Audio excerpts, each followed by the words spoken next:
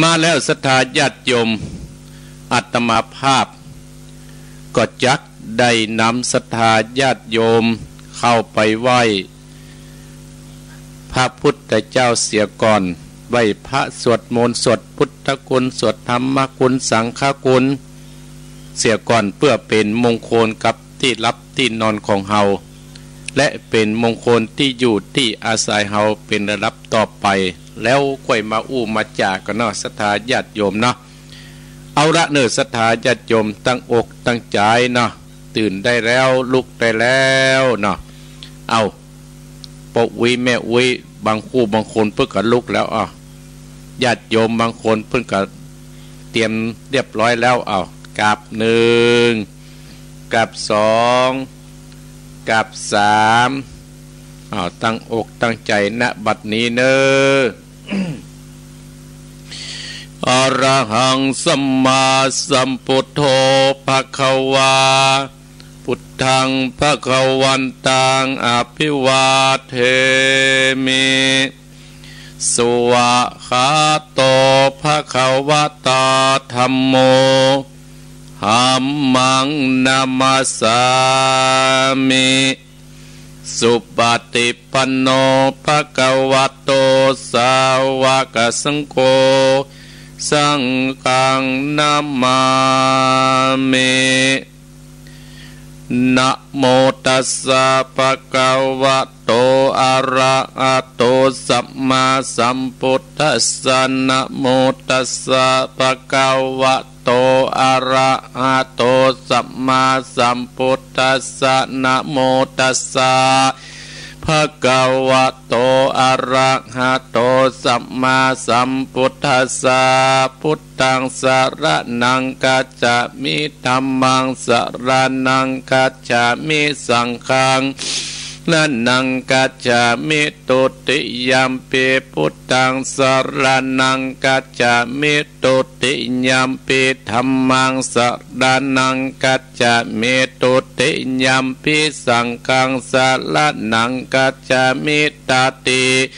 ยัมปิพุทธังสรณังกัจฉามิตติยัมปิธัมมังสรณังกัจฉามิตติยัมปิสังฆังสรณังคัจฉามิ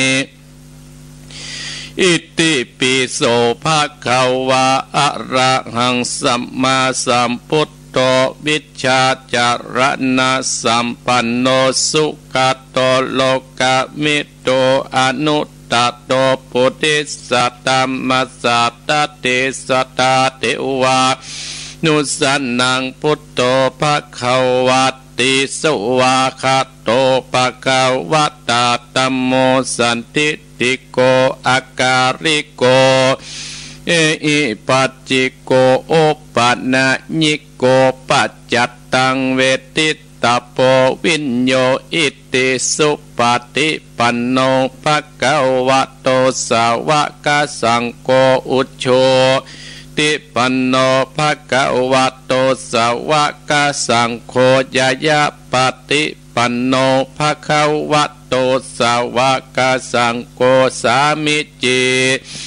ติปันโนภควโตสาวกสังโฆญะติตังจัตตาติปุติสายุคานิอัตตาปุติสาปุคราเอสาภควโตสาวกสังโฆอะหุนนโยปะหุนนโยทักขิตนโยอัญชาเดกระนิโยอนุตตรังบุญญาเหตังโลกัสสติสาธุสาธุพระปัญญาปัตตะมีสามจิตตสาธุพระปัญญาปัตตะมีวัดเป็ดล้อมมิตรดิญาปัตละมีอ้อมล้อมระวังดี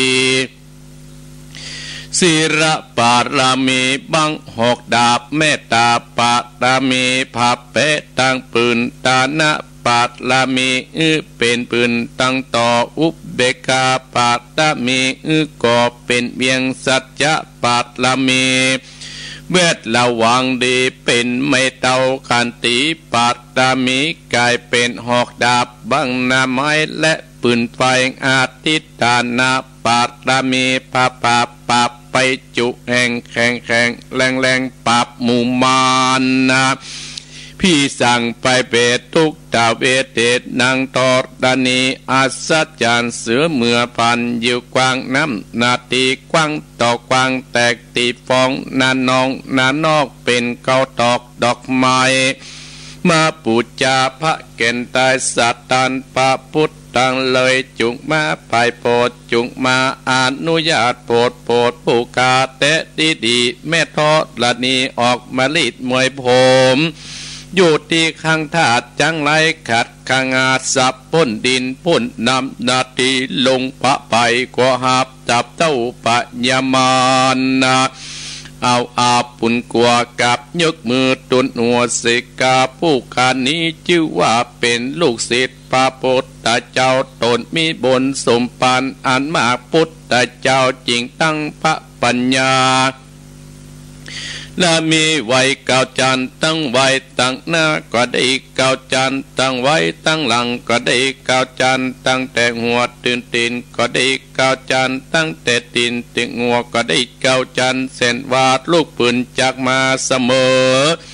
มุ่นผลเส้นหาก็ชักบอกมากระไดข้าพเจ้าก็ได้ไว้ว่าพุทธกุณนางธรรมะกุณนางสังฆะกุณนางพุทธอินตาธรรมะอินตาสังฆะอินตาอัศเมตตอดดัดนี้ผู้อยู่เดือดน้ำอยู่กำแผ่นดินกันกาลเนกกึดถึงอย่างคุณพระปิตาคุณพระบรรดาคุณครูบาอาจารย์คุณพระแก้วเจ้าตั้งสามพระการคือว่าคุณพระพุทธังคุณพระธรรมังคุณพระสังฆังคุณแดดคุณโปนคุณน้ำคุณลมคุณกุราชเจ้าก็ดีคุณพระเจ้าตนเปาวนาก็ดีคุณนางอุตตลาก็ดีคุณพระปัจเจเจ้าก็ดีคุณแม่ทอดานีเจ้าก็ดีจุงมารักษากำนาและกำลังยังตนตัวแห่งข้าพเจ้าและท่านผู้ฟังจุคนและเจ้าของสถานีกู้สถานีไว้วันนี้คืนนี้จิมแดดเตอพุทโธพุทธังรักษาธรรมโมธัมมังรักษาสังโฆสังฆังรักษาพุทโธพุทธังกันอะระหังธัมโมธัมมังอะระหังสังโฆสังฆังอะระหังพุทโธพุทธังกันหาธัมโมธัมมังกันหาสังโฆสังฆังกันหาพุทโธโปกธัมมังปิดสังฆังเมตอายุวันโนสุขังปะลังสาธุสาธุโอมนะโมนะละลายนะมาสการถวายพระอินทร์ส่วนผู้อยู่เป็นเจ้าพาเธอจริงเสด็จลงมาจากจันฟ้ามาถึงแม่น้ำอาจโนมาดแล้วเธอจริงกำขวดแก้วยื่นฮือตัวแห่งกูและใจกูไปลดยางลดมาลดคนผีบาจูกลางเมืองลดคนเครื่องและคนเหงาและคนต้องอาธิการและคนคืดโกงการลดผักลดหญ้าลดกาลดข้าวฝักนาลดฟักลดแฝงลดแต่งลดเตาลดข้าวอยู่สางลดขาขมิ้นขิงขากล้วยอ้อยมะม่วงลดอันห้า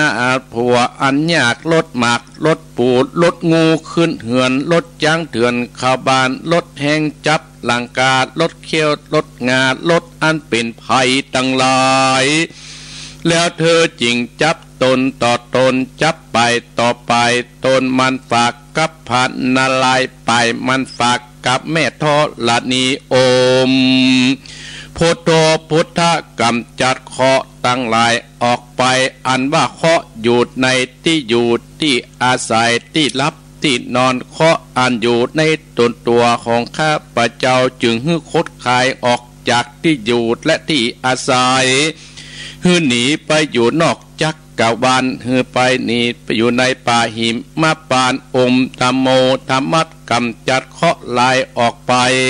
อันเป็นต้นว่าเคราะห์ ปีแต่เคาะเดือนเคาะวันเคาะเมื่อรับเมื่อตื่นเคาะเมื่อยืนเมื่อเตียวเคาะเมื่อเหลวเมื่อพอเคาะเมื่ออู้เมื่อจาเคาะเมื่อคืนเมื่อวันที่คนเฮาสะมันบ่หูบ่หันจึงคดไขออกจากที่อยู่ที่อาศัยจิมเดเตอร์โอมสังโฆสังขารกำจัดเคาะลายออกไปอมหูโลหูโลสวะหายอมหูโลหูโลสวะหายอมหูโลหูโลสวะหายอายุวันโนสุขังปะลังเอาละศรัทธาญาติโยมบรรดาพ่ออุ้ยแม่อุ้ยพ่อออกแม่ออกพี่น้องศรัทธาญาติโยมอาตมาภาพได้นำศรัทธาญาติโยมได้ไหว้พระสวดพุทธกุลธรรมกุลสังฆกุลเป็นที่เรียบร้อยแล้วและสวดปฐมีเก้าจานของกูบาเจ้าสิวิจัยไล่เสนียดจังไรออกจากที่ลับที่นอนไล่ออกจากบ้านจากจองเฮา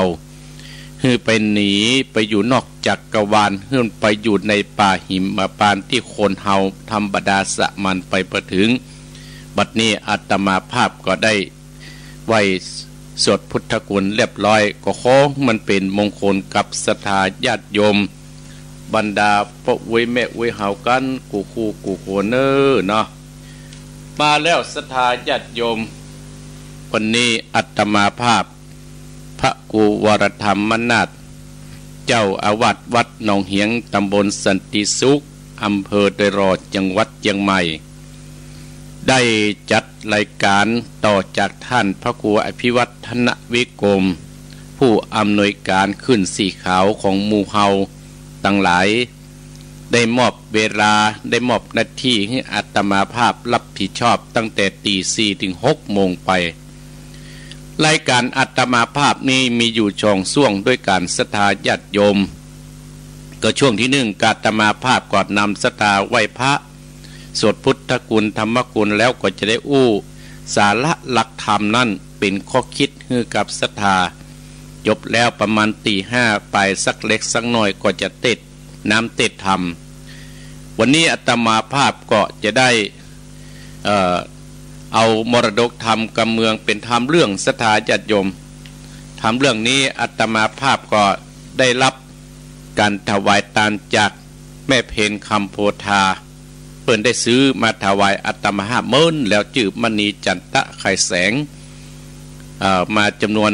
ชุดหนึ่งเพื่อได้อมตะให้อาตมาภาพเมื่องานกฐินและศรัทธาญาติโยมการนโมทนากับแม่เห็นคำโพธาแม่เหียเนอญาติโยมทั้งหลายวันนี้อาตมาภาพก็จะได้นำสาระเนื้อธรรมปริศนาธรรมมามาจาก่อนที่จะจะจาเข้าเรื่องข้าเรานั่นอาตมาภาพก็เชิญชวนศรัทธาญาติโยมวันที่26นะวันที่26นั้นจะมีการทำบุญยกยอดจัดวัดดอนจานอำเภอเวียงป่าเป้าจังหวัดเชียงรายเนอศรัทธาญาติโยมวันที่26นั้นเพิ่นก็จะยกยอดชัดเจดีย์ที่วัดดอนจันทร์โดยการนำของท่านพระครูอภิวัฒนวิกรมเพื่อนพอขึ้นสีขาวของเฮานั่นก็เจิญบรรดาศรัทธาญาติโยมอาตมาภาพก็ท่านพระครูเพิ่นได้นิมนต์อาตมาภาพก็จะได้ไปร่วมทำบุญกุศลที่วัดดอนจันทร์เช่นเดียวกันเวลานั่นก็9 โมงเป็นต้นไปญาติโยมที่ไปเจ้าเนาะก็จะได้ชมการแสดงของการแสดงพื้นบ้านล้านนาของเฮาหลายหมู่บ้านหลายวัดหลายวาที่จะมาช่วยเติมช่วยแทงเวลาสักบ่ายโมงหรือว่าเที่ยงกึ่งนั่นก็จะมีการแห่ยอดสัตว์แล้วก็จะหลังจากนั้นแห่ยอดสัตว์เรียบร้อยแล้วญาติโยมพระสงฆ์องค์ข้าเจ้าจำนวนหลาย10 รูปเหมือนกันก็จะได้เจริญพระพุทธมนต์เจิญอันยอดชาตินั่นขึ้นสู่ไปเจดีย์ต่อไปศรัทธาญาติโยมก็รวมตัวกันรถตู้นั่นก็แล้วแต่ท่านทั้งหลายถามกันจะรถส่วนตัวไปก็ดีก็แล้วแต่ไปเจ้าก็ไปเอี่ยวที่อื่นเสียก่อนแล้วก็สัก บ่ายโมงวัดเตี้ยงเนี่ยเขาก็เข้ามาแวะในงานเขาไปเอี่ยวหลายที่หลายตังปะเลอะปะเต๋อศรัทธาญาติโยมที่เขาจะไปกันเป็นโอกาสศรัทธาญาติโยมเมื่อเขามีโอกาสก็รีบฮือทำแล้วหมดโอกาสไปเขาไปไหนบ่ได้ศรัทธาญาติโยมก็ไปไหนบ่ได้ก็ลำบากอันนี้ก็เจิญกันเนอศรัทธาเนออาตมาภาพก็จะได้ไปร่วมในงานนี้เช่นเดียวกันก็เจิญศรัทธาญาติโยมที่ฟังอาตมาภาพก็ดีฟังพระคุณเจ้าตนอื่นก็ดีจะไปกันหลายตนอยู่ศรัทธาญาติโยมนะอันนี้ก็แจ้งฮือศรัทธาญาติโยมแล้วก็คืนวันที่23อาตมาภาพก็จะได้ประเทศธรรมที่บันดอนจื้นโดยมีลุงยุทธได้มานิมนต์อาตมาภาพแต่ประเจอฝากเน้นไว้อาตมาภาพก็จะได้ประเทศงานศพสงสัยเป็นศพของพ่อกองแก้วนะซอย7เพิ่นว่าอีกเพราะฉะนั้นอาตมาภาพคืนวันที่23ก็จะประเทศธรรมที่วัดดอนจื้นก็บ้านดอนจื้นก็เชิญพี่น้องศรัทธาญาติโยมที่เคยฟังอาตมาภาพวันที่25ก็เจอกันที่เทศบาลตำบลสันติสุขบรรดาผู้สูงอายุบรรดาผู้เฒ่าผู้แก่จำนวน100ไปแต่ละหมู่บ้านต่างทั้งหลายอาตมาภาพก็จะได้ไปบรรยายเกี่ยวกับธรรมะผู้สูงอายุเฮาเป็นผู้สูงอายุแล้วเฮาจะอยู่อย่างใดฮื้อมีก้ามีศีลเฮาจะอยู่อย่างใดฮื้อคนเคารพนับถือเฮาจะอยู่อย่างใดกับลูกกับหลานแบบสบายต่างทั้งหลายวันที่25ที่เทศบาลตำบลสันติสุขวันที่30นี่ก็ที่สภาตำบลที่สภาตำบลบ้านกาดหรือว่าเทศตำบลบ้านกาดอาตมาภาพก็จะได้ไปบรรยายธรรมะกับผู้สูงอายุเช่นเดียวกันวันที่30เวลา 9 โมงถึง 11 โมงท่านทั้งหลายนี้เป็นรายการที่อาตมาภาพจะได้ไปพบพระศรัทธาญาติโยมผู้สูงอายุวันที่30เดือนพฤศจิกาวันที่25เนี่ย23นี่ก็ได้ไปเนี่ยศรัทธาญาติโยมอาตมาภาพก็ได้ห่างเหินหายไปหลายทิศเหมือนกันศรัทธาญาติโยมหลายทิศเหมือนกันตั้งแต่เดือนยี่เปงมาเนี่ยเนาะทิศที่แล้วรู้สึกว่าอาตมาภาพไปชลบุรีนะทิศที่แล้วนี่มากับปัตตานศรัทธาญาติโยมมากับเป็นมะเจ้าวันติดเหมือนกันประมาณ 7-8 โมง 10 โมงเนี่ยอาตมาภาพมาประมาณเนี้ยมาถึงวัดก็ได้ล่ำลาท่านทัพโพอภิวัฒนวิกรมปิดที่เรียบร้อยแล้วก็ขอบคุณศรัทธาญาติโยมบรรดาพ่ออุ้ยแม่อุ้ยพ่อออกแม่ออกพี่น้องศรัทธาญาติโยมที่ได้กึศเติงหาอาตมาภาพได้โทรไปหาว่าโอ้ท่านพระครูย่ำออกกะไปที่ไหนกะไปสบายกะเห็นไหมก็ขอบคุณบ่ได้เป็นอันยังสักอย่างศรัทธาญาติโยมร่างกายก็สมบูรณ์ดีร่างกายก็สมบูรณ์ดีแต่กาลเวลาศรัทธาญาติโยมมันจะเป็นต้องไปตามที่เขาได้ฮับนิมนต์ไว้ช่วงก่อนนะศรัทธาญาติโยมศพเนี่ยไม่อุ้ยพาปุณนันคำนะอาตมาภาพแคบจะไปได้อยู่วัดนะขดันมุ้ยนะก็จำเป็นต้องเพิ่งไปตามนั้นศรัทธาญาติโยมเพราะว่าเปิ้นมานิมนต์ก่อนแล้วเขาจะไปกับมาได้เนาะอันนี้ก็แย่งฮือศรัทธาญาติโยมเอาละศรัทธาญาติโยมได้ได้จากินเวลามาโด20 กว่านาทีละศรัทธาญาติโยม20 กว่านาทีวันนี้จะได้นำเสนอปริศนาธรรมได้มามาจาฮือศรัทธาญาติโยมปริศนาธรรมในวันนี้ศรัทธาญาติโยมบ้านเมืองเฮานั้นท่านทั้งหลายก็จะหันในโลกโซเชียลในด้านทีวีก็ดีไอ้ยังก็ดีบอกว่าละอ่อนบอกว่าคนใหญ่ศรัทธาญาติโยมเฮาต้องแปลงใจเป็นกลางถ้าห้ามแปลงใจเป็นกลางนะอีพ่ออีแม่พ่ออุ้ยแม่อุ้ยพ่อออกแม่ออกพี่น้องศรัทธาญาติโยมบางคนนั้นเป็นโรคนอนบัดหลับก็มีเพราะกึดไปตัวเพราะฉะนั้นเราต้องแปลงเป็นใจเราจะเอาอย่างมาเป็นกู้มาปีกีมาฆ่าเราก็ต้องเอาหลักธรรมะคำสั่งสอนขององค์สมเด็จพระสัมมาสัมพุทธเจ้านั้นได้มาข่มจิตข่มใจของเราวันนี้อาตมาภาพก็ได้นำปริศนาธรรมมามาจ่าฮือศรัทธาญาติโยม หลังตีห้าก็จะได้เต็ดน้ำเต็ดทำที่แม่จันเพนคำโพธาได้เอามาถวายอัตมาภาพฮือเต็ดฮือกรรมอัตมาภาพก็สลองศรัทธาเปิดเนาะบางครั้งศรัทธาญาติโยมอาจจะได้ฟังครูบาอาจารย์เอามาเต็ดแล้วก็ฟังแหมเหมือนกับ274นะแกเอาขนองเก้าภาษาเฮาก็ดูก็แหมเปลี่ยนดาราบ่ได้เป็นตัวพระเอกถ้ากำมุลากับเปลี่ยนนักเตะเปลี่ยนคนเตะนะหลักธรรมวันนี้ศรัทธาญาติโยมมีอยู่โดยการเตี้ยตามาภาพจะได้มาอู้มาจานั่นก็มี7ข้อด้วยกันข้อที่1โหนตังหลวงบ่มีคนเตียวไตแบ่งเส้นน้อยเส้นใหญ่ค่อยหากันข้อที่2ลูกบ่ฮักพ่อฮักแม่จำตายข้อที่3คนใจบุญบ่ได้ดัดแต่งเอาผ้าสีแจงมาแป่งถุงข้อที่4คนมักบ่เชื่อของธรรมเนี่ยคนมักบ่เชื่อของธรรมข้อที่5ดาบด้ามยาวล้ำกว่าตัวข้อที่6คนใจบุญจะได้หาบข้อที่7ของบ่มีจิตพลิกฟื้นเนี่ย7ข้อด้วยกันแต้มทั้งหลายอย่างข้อที่1เตี้ยตมาภาพจะได้อู้ได้จ๋าท่านทั้งหลายจะได้อู้ได้จ๋านั่นจะได้อู้ได้จ๋านั่นก็อาตมาภาพก็โหนตางหลวงบ่มีคนเตียวไตแป่งเส้นน้อยเส้นใหญ่ค่อยหากันกับแป่งเส้นน้อยเส้นใหญ่ปะกันนี่ก็ว่าไงนะก็คือว่าคนเฮาเนี่ยที่เกิดมาในโลกเนี่ยตั้งหลายแปลเป็นไทยนะคนจะบ่ทำตามกฎหมายเอาหมู่มากพวกมาข่มขู่ปรับเปลี่ยนกฎหมายฮื้อเข้ากับผลประโยชน์ของตัวเองฮื้อเข้ากับผลประโยชน์กับตัวเองตั้งหลายญาติโยมทั้งหลายอีพ่ออีแม่กันอย่างแต่อาตมาว่าคนจะบ่ทำตามกฎหมายคนเฮาปัจจุบันเนี่ยมันจะบ่เคารพบ่กลัวกฎหมายบ่กลัวชิ้นบ่กลัวธรรมจะเอาหมู่มากเอาคนทั้งหลายมาข่มขู่โอ้คำว่ามาข่มขู่ดีข่มขู่เป็นตุเจ้านะท่านทั้งหลายแต่อาตมาภาพภาคภูมิใจเนื้อศรัทธาญาติโยม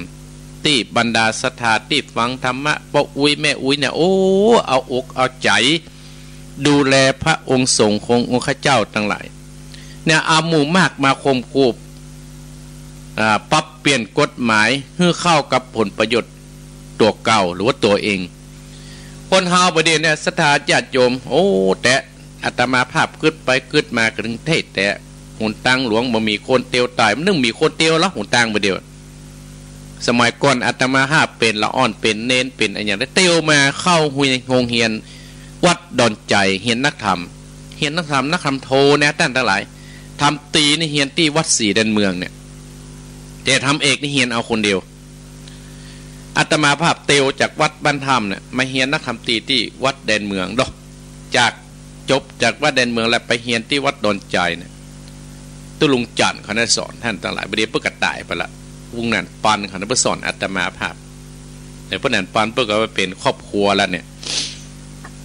ท่านทั้งหลายว่าโหนตังหลวงมีคนเตียวไตแป่งเส้นน้อยเส้นใหญ่ค่อยหากันก็ตึงแต่คนมันเตียวก่อนละประเดี๋ยวที่ผมเตียวขี่รถถีบยังเหมือนขี่รถเครื่องอย่างพาขี่รถยนต์เลยเนี่ยแป่งค่อยหากันคือคนเฮาเนี่ยท่านทั้งหลายเกิดมาแล้วมันบอกเคารพกฎหมายเอาหมู่มากมาข่มขู่ปรับเปลี่ยนกฎหมายให้เข้ากับผลประโยชน์ตัวเก่าอันใดที่มันเป็นประโยชน์ผลตัวเก่าเนี่ยโอ้ท่านทั้งหลายอีพ่ออีแม่เพราะฉะนั้นเราต้องเอาหลักธรรมอาตมาภาพบัดเจ้เข้าอู้เข้าข้างตัวเก่าเนี่ยที่มันมีการเปลี่ยนแปลงก็คือหลักธรรมข้อวัดของพระพุทธเจ้าศาสนาของเราเนี่ยยู่มันเก่านะศีล5อาตมาภาพเกิดมากับหันเนี่ยนะศีล10ก็เกิดมามหันเพิ่นปรับเปลี่ยนแต่ศรัทธาญาติโยมพ่ออุ้ยแม่อุ้ยก็จะเก่าหัวน้ำปิ้งก็มันยังยุ่งก็โคนมันไปยุ่งด้านเท่าไหร่ศีลแต่มันอยู่ที่เก่าธรรมมันอยู่ที่เก่ามีการปรับเปลี่ยนเลยต่างๆแต่กฎหมายบ้านเฮาเนี่ยมันจะเปลี่ยนไปเรื่อยๆตามกระแสอีพ่ออีแม่ลองสังเกตคนดีจะอยู่กับเขาได้นะโอ้อาตมาภาพเนี่ยเพราะฉะนั้นบรรดาศรัทธาญาติโยมอาตมาภาพอยู่ได้กับ บรรดาศรัทธาป้ออุ้ยแม่อุ้ยป้อออกแม่ออกขึ้นสีขาวเฮาตลอดถึงศรัทธาที่บ้านหนองเหียงบ้านสติสุขนี่ที่มาดูแลพ่ออาตมาภาพจนถึงปัจจุบันนี้ลูกบอกฮักป้อแม่จำตาย ท่านทั้งหลายเราจะหันว่าลูกเฮาทั้งหลายประเด็นได้เป็นใหญ่เป็นโตนะพ่อแม่แก่เท่านะหันว่าพ่อแม่นะมามีประโยชน์แล้ว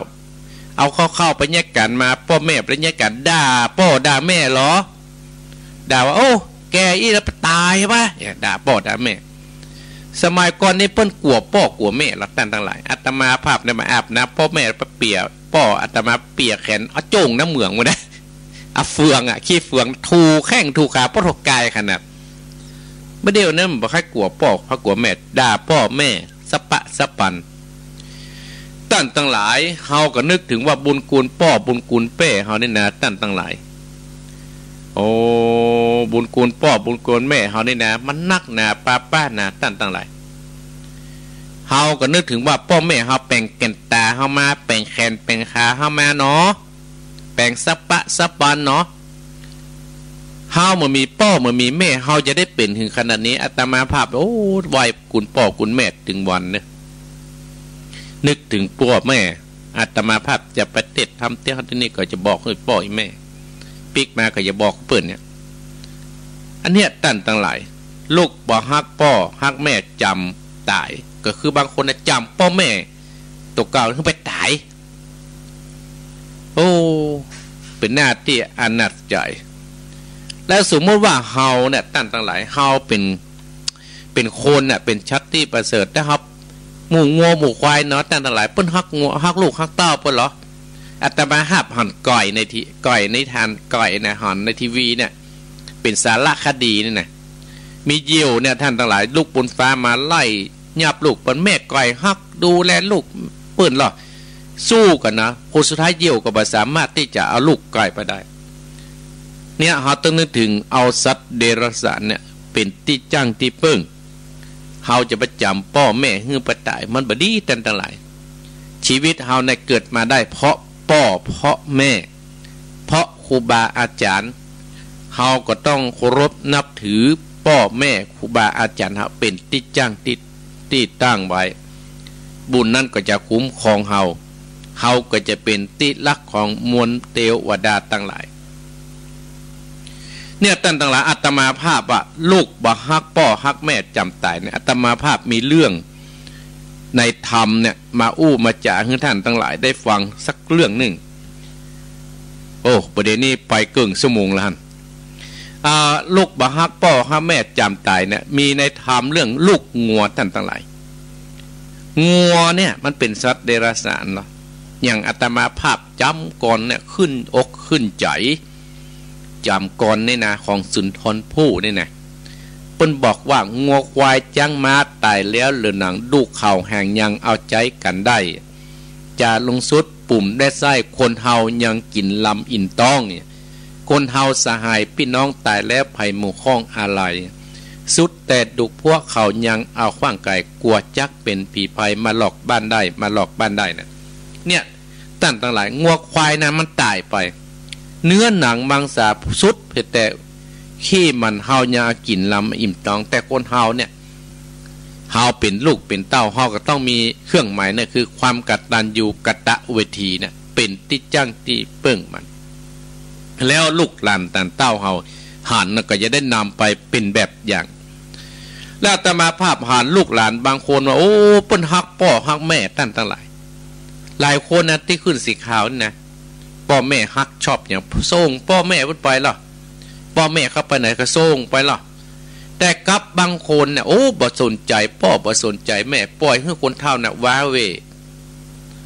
วอยู่หันสถานญาติพ่อแม่เข้าไปไหนก็เดือดมาฮื้อไปอยู่กับบ้านใจลังถ้วยลังจรใจเอาหญ้าใจหดน้ำดอกสะปะแต่บางคนพ่อแม่ได้เพิ่นไปส่งเสาร์อาทิตย์เนี่ยเพิ่นจะไปส่งหวังหลังจากไปได้แยกกันเลยนะ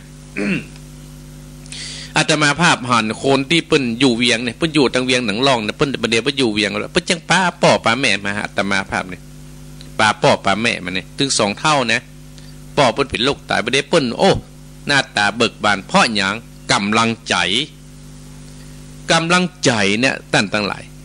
ทำให้พ่อให้แม่ฮะมีภาระกำลังเนี่ยอาตมาภาพถึงได้เอาว่าลูกบ่ฮักพ่อฮักแม่จำตายก็คือลูกใดที่บ่ฮักพ่อฮักแม่เดือดให้พ่อให้แม่เนี่ยทำให้พ่อแม่ฮะในหดหูและจิตใจเขามรุนเขาก็จะหดหูนะตั้นตั้งหลายบาปพอเอาเขาพอคนอสุบุรีเด้อ พูดถึงนี่ในธรรมเนี่ยมีในธรรมในลูกงัวกัดตันอยู่เนี่ยท่านทั้งหลายในป่าแห่งเนี้ยในสถาญาติโยมในธรรมนะมีงัวและมีลูกและมีเสืออยู่มาวันหนึ่งแม่งัวก็สอนลูกเปิ้นโอ้ลูกเป็นสัตว์นี่นะก็คือทำให้เปิ้นฮักเนอะลูกจะไปเป็นลูกที่เกเรนะเปิ้นสอนลูกสอนตาเปิ้นแก่ปลาลูกเปิ้นเลมกินหญ้าไปถึงนี้ลูกเปิ้นให้อิดจะหิวก็เลยเอาฝากไว้ที่ต้นไม้ครับบอกว่าลูกอยู่ที่นี่นะแม่ไปเสาะกินหญ้ากันแล้วจะปิกมาให้ลูกนะดื่มกินน้ำนมในป่าแห่งนั้นตั้งหลายก็มีเสือโคร่งตัวหนึ่งโอ้พอหันโอ้วันนี้เป็นโจกปากเขาเลยอ่ะเป็นโจกบุญเป็นบุญอะไรอย่างฮะเป็นโจกปากเขาแล้วเนี่ยวันนี้ถึงวันเขาได้กินสัตว์หิ่งห้อยสัตว์น้อยๆวันนี้เขาได้กินสัตว์ใหญ่แล้วงัวแล้วเนี่ยได้โอกาสนั่นนะเม่งงัวน่าก็มาห้วยสักอย่างพออยากจะกินหญ้าแล้วให้มีกำลังให้มีน้ำนมเพื่อจะให้ลูกได้ดื่มกินน้ำนมเสือโคร่งก็ได้โอกาสกระโจนกระโดดออกจากป่าไม้มาตั้งตลาดอยู่ที่ซ่อนกราบแม่ของงัวแม่ของงัวโอ้ปอเสือเฮานี่นะกำลังมาเสาะกินหญ้าเล็มกินหญ้าเพื่อให้เฮาเนี่ยมีน้ำนมและเฮามีกำลังเพื่อเฮาจะเอาน้ำนมให้ลูกเฮากินลูกเฮายังน้อยอยู่ถ้าตัวเองจะกินเฮาเนี่ยเฮาขอไปลาลูกเฮาเสียก่อนให้ลูกเฮาได้กินน้ำนมเสียก่อนเฮาเป็นสัตว์ที่ซื่อสัตย์นะมีสัจจะนะจะได้เป็นจะอ่านในเล่าตั้งหลายเสือได้ฟังอย่างอ่านเมื่อตั้นมีสัจจะเฮาก็มีสัจจะและตัวต้องปิกมานะปล่อยแม่งัวไปถึงที่ต้นไม้ตั้งแต่แม่งัวก็เลยบอกว่าลูกมากินดื่มน้ำนมแม่ฮะและแม่จะไปเป็นอาหารเสือแล้วนะต่อไปลูกต้องเป็นลูกคนที่สัตว์ที่น่าฮักนะจะเป็นสัตว์เกเรเนยและลูกมันนี่มันกว้างขวางนะลูกต้องระมัดระวังนะแม่จะไม่ได้อยู่ดูแลลูกแล้วนะตั้งหลายลูกงัวได้ยินจะอ่านบอกแม่หยุดนะเนี่ยหยุดเดี๋ยวนี้แม่บ่ต้องไปไหนแม่จงอยู่ที่นี่ลูกจะไปไต่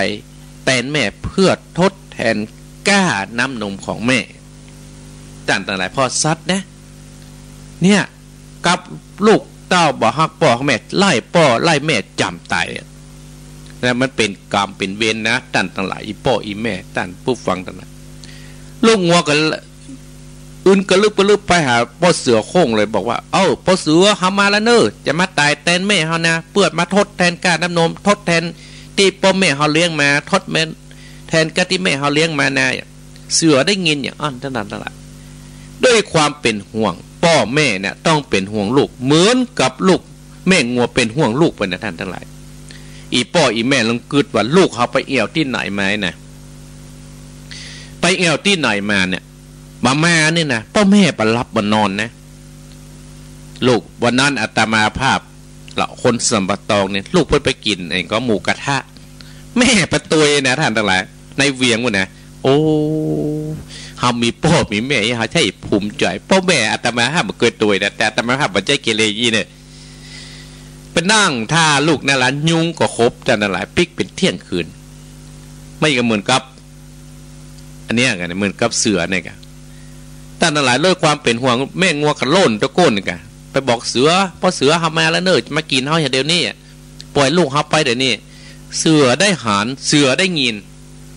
โอ้แม่งัวนี่ก็มีสัจจะแล้วเนี่ยบ่ขี้จุแล้วเนี่ยโอ้ลูกงัวกูตั้งแต่อยู่ในป่าเนี่ยบ่ได้หารว่าอย่างว่าจะมาไต่แทนแม่เพื่อการทดแทนกันนะกูก็ไม่ได้ยินสักเตื่อยคืนกูกินเขาเนี่ยจะเป็นที่ด่าอายเขาจะนินทาแล้วเนี่ย พ่อเสือก็เลยบอกว่าสู่เขาสองคนเนี่ยไปอยู่ตามยถากรรมด้วยขอบคุณเนี่ยตั้งหลายอันเนี้ยตั้งตลาดอาตมาภาพว่าเป็นแบบอย่างให้เป็นข้อคิดเตือนจิตเตือนใจหมู่เฮาตั้งหลายเนี้ยข้อที่3คนใจบุญบ่ได้ดัดแปลงเอาผ้าสีแจงมาแปลงโถงมันเป็นจะได้ตั้งหลาย มันเป็นจะได้อีป้ออีแม่คนใจบุญบ่ได้ดัดแปลงเอาผ้าสีแจงมาแปลงถงก็คือ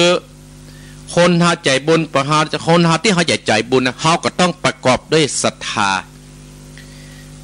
เฮาก็ได้ประกอบด้วยศรัทธาแต่ศรัทธาของเฮานั้นต้องมีปัญญาและพิจารณาให้รอบคอบให้พิจารณาให้รอบคอบและทำถูกต้องตามกำลังของเฮาเนี่ยคนใจบุญบ่ได้ดัดแปลงเอาผ้าสีแจงมาแปลงถงก็คือเฮาจะศรัทธาอันอย่างก็ตามท่านทั้งหลายก็ประกอบเฮาจะใจบุญเฮาก็ต้องไปคนประกอบด้วยศรัทธาแต่ศรัทธานะมันถูกเน้อท่านทั้งหลายหันเปิ้นเฮาจะไปตัว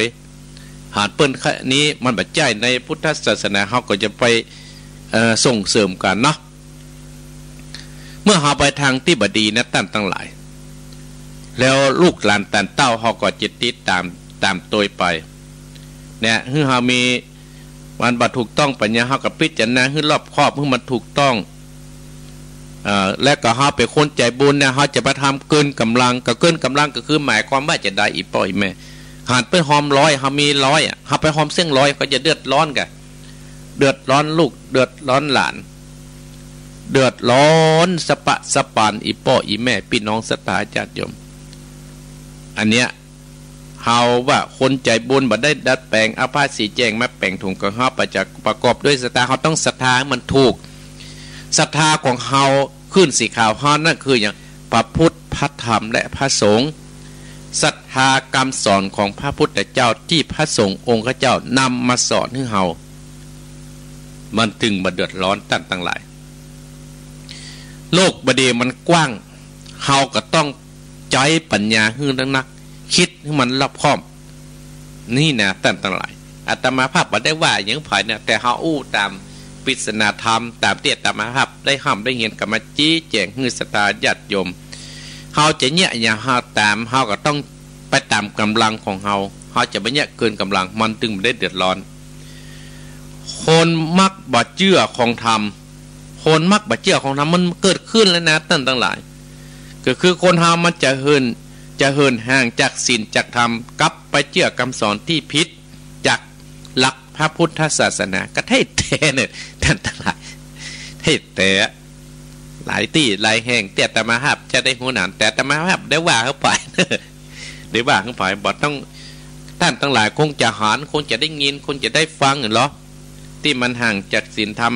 แล้วก็เดือดร้อนบ่ได้เบิ่งแต่เหรอบ่เชื่อกฎหมายบ่เชื่อหั่นบ่เชื่อนี่เดือดร้อนกันบ้านเมืองปุบปีเดือดร้อนกันถึงปัจจุบันเนี่ยท่านทั้งหลายข้อที่5ท่านทั้งหลายดูแล้วเวลาก็41แล้วถ้าบ่ได้เปิดสายเลยทวน1นะข้อที่5นี่นะท่านทั้งหลายก็คือดาบเนี่ยล้ำกว่าตัวด้ามดาบยาวกว่าตัวน่ะล้ำกว่าตัวน่ะคือคนนั้นทำอะไรอย่างเกินฐานะเกินความพอดีบ่ได้พิจารณาให้รอบคอบเดือดร้อนเขาจะกินจัดต้านก็ดีเขาจะทำบุญก็ดีเขาจะสร้างบ้านสร้างเมืองก็ดีเขาจะแปลงบ้านไปเมืองเฮากับเปรียบเหมือนว่าเฮาเนี่ยจะไปเกินกว่าตัวเฮาเป็นคนมุอี้เขาแปลงเงินย่อยๆแปลงอย่างบ้านมหาเศรษฐีเขาไปกู้ไปยืมมันก็เดือดร้อนกันเดือดร้อนเดือดร้อนตุกเก่านั่นน่ะข้อที่6คนใจบุญจะได้หาบคนใจบุญจะได้หาบคือหยังก็คนมีจิตใจน่ะกลัวบาปกรรมน่ะคนที่มีจิตใจกลัวบาปกรรมน่ะนั่นจะได้หาบบุญแต่เนอะหาบอย่างท่านนั่นแหละห้ามโคตรตาลนะหาบเข้าของไปกินไปตามที่ห้านที่นี่เองเนี่ยหมู่ที่ใจบุญใจบาปเพิ่มไม่ได้หาบหรอกเพิ่งเอาสิ่งที่อื่นนั่นเนี่ยเพิ่นเปรียบเหมือนว่าคนเฮาน่ะจะได้หาบบุญกับเหมือนว่าเฮาเอาง่ายๆที่เฮาฮู้ได้หอดก็แห่โคตรตานก็ดีหาบเข้าหาบของไปกินไปตานบ้านหันบ้านนี้ที่ครูบาอาจารย์เนี่ยเป็นต้นเป็นประธานของมันมีจิตฟิกฟื้นของมีจิตใจฟิกฟื้นอย่างนั้นคือโลกเฮาเนี่ยมันเจริญเกินโลกเจริญอย่างได้อีพ่ออีแม่ก็ท่านทั้งหลายก็จะหันหุ่นโยนนั่นนะทำงานได้แทนคนได้เลยแต่เปิ้นมีจิตมีใจแต่สามารถทำทุกสิ่งทุกอย่างได้ดังเหมือนคนที่มีจิตมีใจเป็นต้นท่านทั้งหลายเนี่ยอาตมาภาพจึงได้นำสิ่งเหล่านี้ได้มาอู้มาจากศรัทธาญาติโยม บรรดาป้าอุ้ยแม่อุ้ยป้าออกแม่ออกพี่น้องศรัทธาญาติโยมหลักธรรมเตี้ยตมาภาพได้มาอู้นี่ก็คือ1หุ่นตั้งหลวงมีคนเตียวตายแบ่งเส้นน้อยเส้นใหญ่ค่อยหาการก็คือคนเฮาเนี่ยบัตรทำตามกฎหมายเอาแต่หมู่มากมาข่มขู่ปรับเปลี่ยนกฎหมายเพื่อเข้ากับผลประโยชน์กับตัวเก่าหรือว่าตัวเองเนี่ยข้อที่1เตี้ยตมาภาพได้อู้ผ่านไปนี่นะข้อที่2ลูกบ่ฮักพ่อฮักแม่จำตายก็คือคนเฮาเนี่ยมาหันพ่อมาหันแม่เป็นพ่อเป็นแม่บ่กึดถึงพ่อแม่เฮาเลี้ยงมาก็เลยได้เป็นใหญ่เป็นโตหันว่าพ่อแม่เนี่ยกันบ่ได้อันยังบ่ได้กระดาพ่อด่าแม่ให้ไปตายฮะนี่มันเป็นบาปเป็นกรรมกับตัวเฮาทางวาจาและทางกายเป็นต้นทางจิตใจเป็นต้นข้อที่3คนใจบุญบ่ได้ดัดแต่งเอาผ้าสีแจงมาแป่งโถงก็คือคนใจบุญประกอบด้วยศรัทธาเฮาจะเนี่ยอันอย่างก็ตามเฮาจะมีทำบุญเฮาก็ต้องประกอบด้วยศรัทธาแต่เฮาบ่มีปัญญาบางคนนั้นประกอบศรัทธาแต่มีปัญญาเชื่อหั่นเชื่อนี่เชื่อกรรมอ่อนออดเนี่ยศรัทธาทั้งหลายบ่ได้พิจารณารอบคอบบ่ถูกต้องทำอันอย่างก็ทำเกินกำลังตัวเก่าแล้วก็เดือดร้อนเดือดลูกหลานเป็นต้นคนมักบัดเชื่อของธรรมคนมักบัดเชื่อของธรรมคือย้ายคือคนเฮาเนี่ยจะห่างเหินจากศีลจากธรรมกลับไปเชื่อคำสอนที่ผิดจากหลักพระพุทธศาสนาเป็นต้นกับท่านทั้งหลายก็พ่อประเดี๋ยวนี่กะวัดวาอารามก็เหลือน้อยปฏิติคนแต่ปอตังในภายในก็เหลือน้อยปฏิติทุกเจ้าก็เหลือน้อยปฏิติเหลือน้อยปฏิตินี่เป็นต้นและไปเชื่ออย่างมโหท่านทั้งหลาย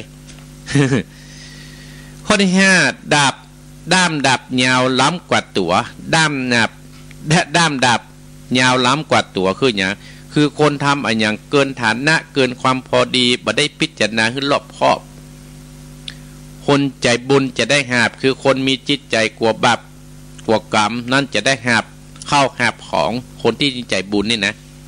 หาบเข้าหาบของเข้าประทานวัดตันวาจ้างศาสนาพระเจ้าเป็นต้นคองมามีจิตฟิกฟื้นคือโลกต่อไปเนี่ยโลกปัจจุบันจะเจริญรุ่งเรืองเปิ้นจะมีหุ่นยนต์ใจเนี่ยการแต่นคนแต่มามีจิตใจแต่สามารถทำสิ่งต่างๆที่เกิดขึ้นอย่างที่ท่านทั้งหลายได้หูได้หันนะนี่เป็นต้นเป็นประธานท่านทั้งหลายอันนี้อาตมาภาพได้อู้ได้จ๋ามาให้ท่านทั้งหลายนะโอ้ได้เกือบหลายเกือบเสี่ยงชั่วโมงหนึ่งเลยนะศรัทธาญาติโยมแต่อาตมาภาพว่าท้ายนี่จะเปิดสายกรรมเล็กต่อเลยนะต่อเลยได้เอาธรรมมาเตดเพราะวันนี้ทำนี่ก็ยาวพอสมควรนะอีพ่ออีแม่ลองโทรนะตอนเจ้านี่เนาะตื่นแล้วกะสหาเบอร์โทรก่อน สหาเบอร์โทรก่อนสหาเบอร์โทรก่อนเดี๋ยวนี่สหาเบอร์โทรก่อนเนาะพี่น้องศรัทธาญาติโยมเนาะสหาเบอร์โทรก่อนลองโทรไผ่ตื่นแล้วกะเดี๋ยวก่อนเบอร์โทรมีนะเราเปิดโทรศัพท์ก่อน0828857225น้องเบลตื่นแล้วกะดักปิ้งหัน0828857225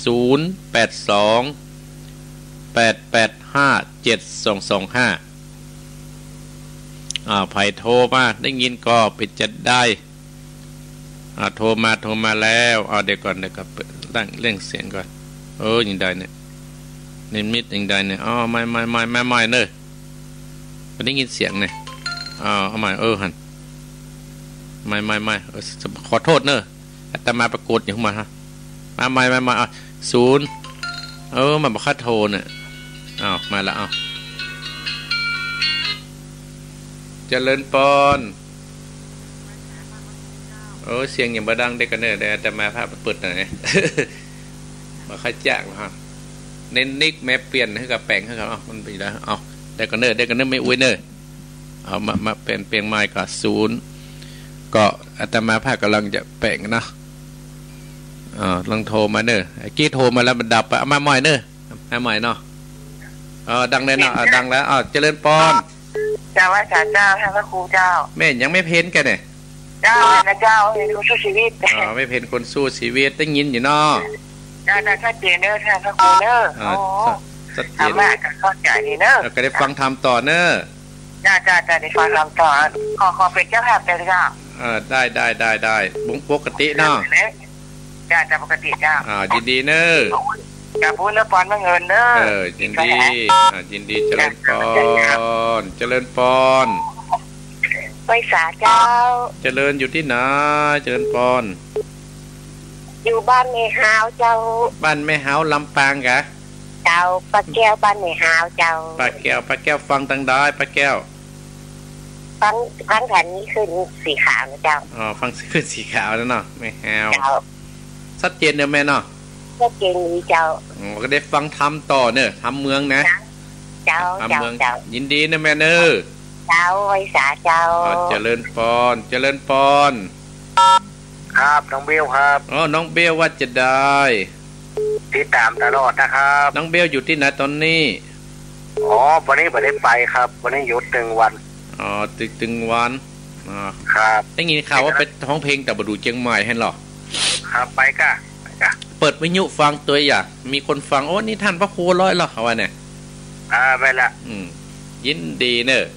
เป็นกำลังใจให้เนอะขอบคุณน้องเบลเนอะ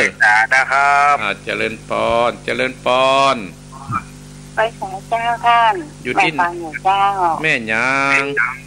แม่ดายังไหนไม่ดาวแม่ดาว่าจะได้วันนี้แม่ดาแม่ฟังตลอดแต่แม่แบบให้ลำไม่โทรวันติดวันนี้เธอติดยินดีนะแม่เนาะจ้าและแม่ดาฟังธรรมเนอะแม่นี้ฟังและเป็นวันนี้กระดีเจ้าเจริญพรแม่ดาเนอะสุขใจที่สุดละจ้าแม่เป็นเจ้าละจ้าเจริญพรแม่เนอะเจ้าเจริญพรอยู่ที่ไหนอยู่ที่แม่บอกคำสักอย่างไงของเราแม่บอกคำว่าจะได้วันนี้ฟังมาเป็นวันนี้เนาะสักสิบมีนั่งไหว้ตัวนะนั่งไหว้ตัวเนาะเจ้าทุกวันมันจะเจ้าหลับวันนี้ปลาดังได้วันนี้ปลาดังได้ก็ดังได้อีกด้านหนึ่งวันฟังได้ว่าใครดูเจ้ายินดีเนอะแม่คำเนอะเจ้าเจริญปอนไม่ว่าจะกาเจ้าแม่ดาวหนองแฝกแม่ดาวหนองแฝกเจ้าเด็กกี้แม่ดาอย่างนึงแบบนี้แม่ดาหนองแฝกเนาะ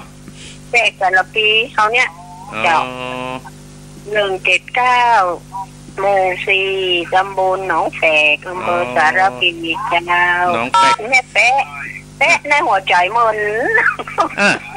เป็นสิ่งได้แม่ฟังว่าจะได้หนองแฝกมาเท่าเดี๋ยวนี้คนแรกเลยเม็ดกดมันบ่ได้ท่านแม่ฟังแล้วเป็นจะได้ไม่ได้พระจิตอนใจเนอะดีทุกสิ่งทุกอย่างที่ท่านมาเทศมานี่ไงแม่นี่มันมีวาสนาได้ประหารกันเตื้อจ้าเนาะหานกันอันนี้ยินเสียงไปก่อนเนาะพ่อวันเดียวนี่แม่ต้องอยู่คนเดียวหรือพ่อตายไปแล้วยินดีนะแม่เนอะจำได้อยู่100 วันไปเนี่ยจำได้อยู่เนอะนี่อยู่แล้วเนี่ยว่าถึงว่านะก็ได้ฟังทำต่อเนอะสาธุอนุโมสาธุแตะวันนี้นะเจริญพรนะแม่เนอะจากตัวเฮาก่อนแล้วแปะกันก็เตือนมาแต่นอกแปะกันเนอะแม่เจริญพรครับโลกก็บอกให้ปล่อยก่อยแล้วนะเอาดูดูให้เม็ดเอ็ดจิเอ็ดอย่างเจริญพรนะแม่ดาเนอะเจริญพรแม่ดาน้องแฝกสารปีเจริญพรขอพระสาข้าวพระครูอันนี้ป้าน้อยบุญปานฝังโอ้หลายที่ก็ได้ฟังค่ะอาจารย์ก็ได้ฟังทำต่อฝากพี่น้องฝังครับผม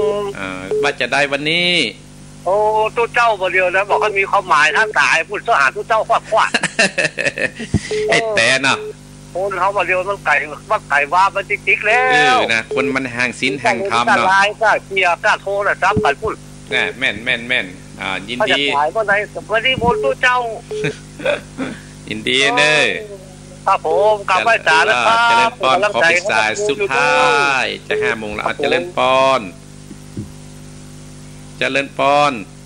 ไหว้ศาลเจ้าท่านพระครูอันนี้พาย จำเสียงมาได้กับแม่สีทอนเจ้าโอ้แม่สีทอนเมินเนี่ยมาโทรอาตมานี่โทรกะอาทิตย์ติ๊กก้อนก็โทรอาทิตย์ที่แล้วท่านอาจารย์มาได้มาจัดหรออ๋อแม่สีทอนบ้านนี่ก็แม่หนองบัวชลการเจ้าโอ้เสียงมันเปลี่ยนนะน้องบัวอ๋อน้องบัวได้ติดแล้วไม่ได้มาแม่แม่แก่ก็ถึงจะหายเงียบไปอ่ะมาแล้วเนอติดตามนะเอาตลอดอ่ะยินดีแม่สีทอนเนอเจ้าธรรมะสนใจดีนี่เลยเจ้าเข้าใจดีเจ้าแม่สีทอนเจริญปอนเจริญปอนเจ้าเป็นไว้สาเจ้าท่านพระครูแม่สุเตี้ยศิลพรสิเตี้ยเนอะได้วัดพระนบธรรมโดยธรรมดาเจ้าแล้วนะเจ้าเตี้ยสิเตี้ยเนาะเจ้าฟังท่านพระครูตลอดทุกวันอาทิตย์นะเจ้าฟังทุกตนทุกองค์นะเจ้าจะเล่นปอนในแม่สีทอนแม่สุแก้วเนอเจ้ากลับไว้สาเด้อเจ้าสาธุเจ้า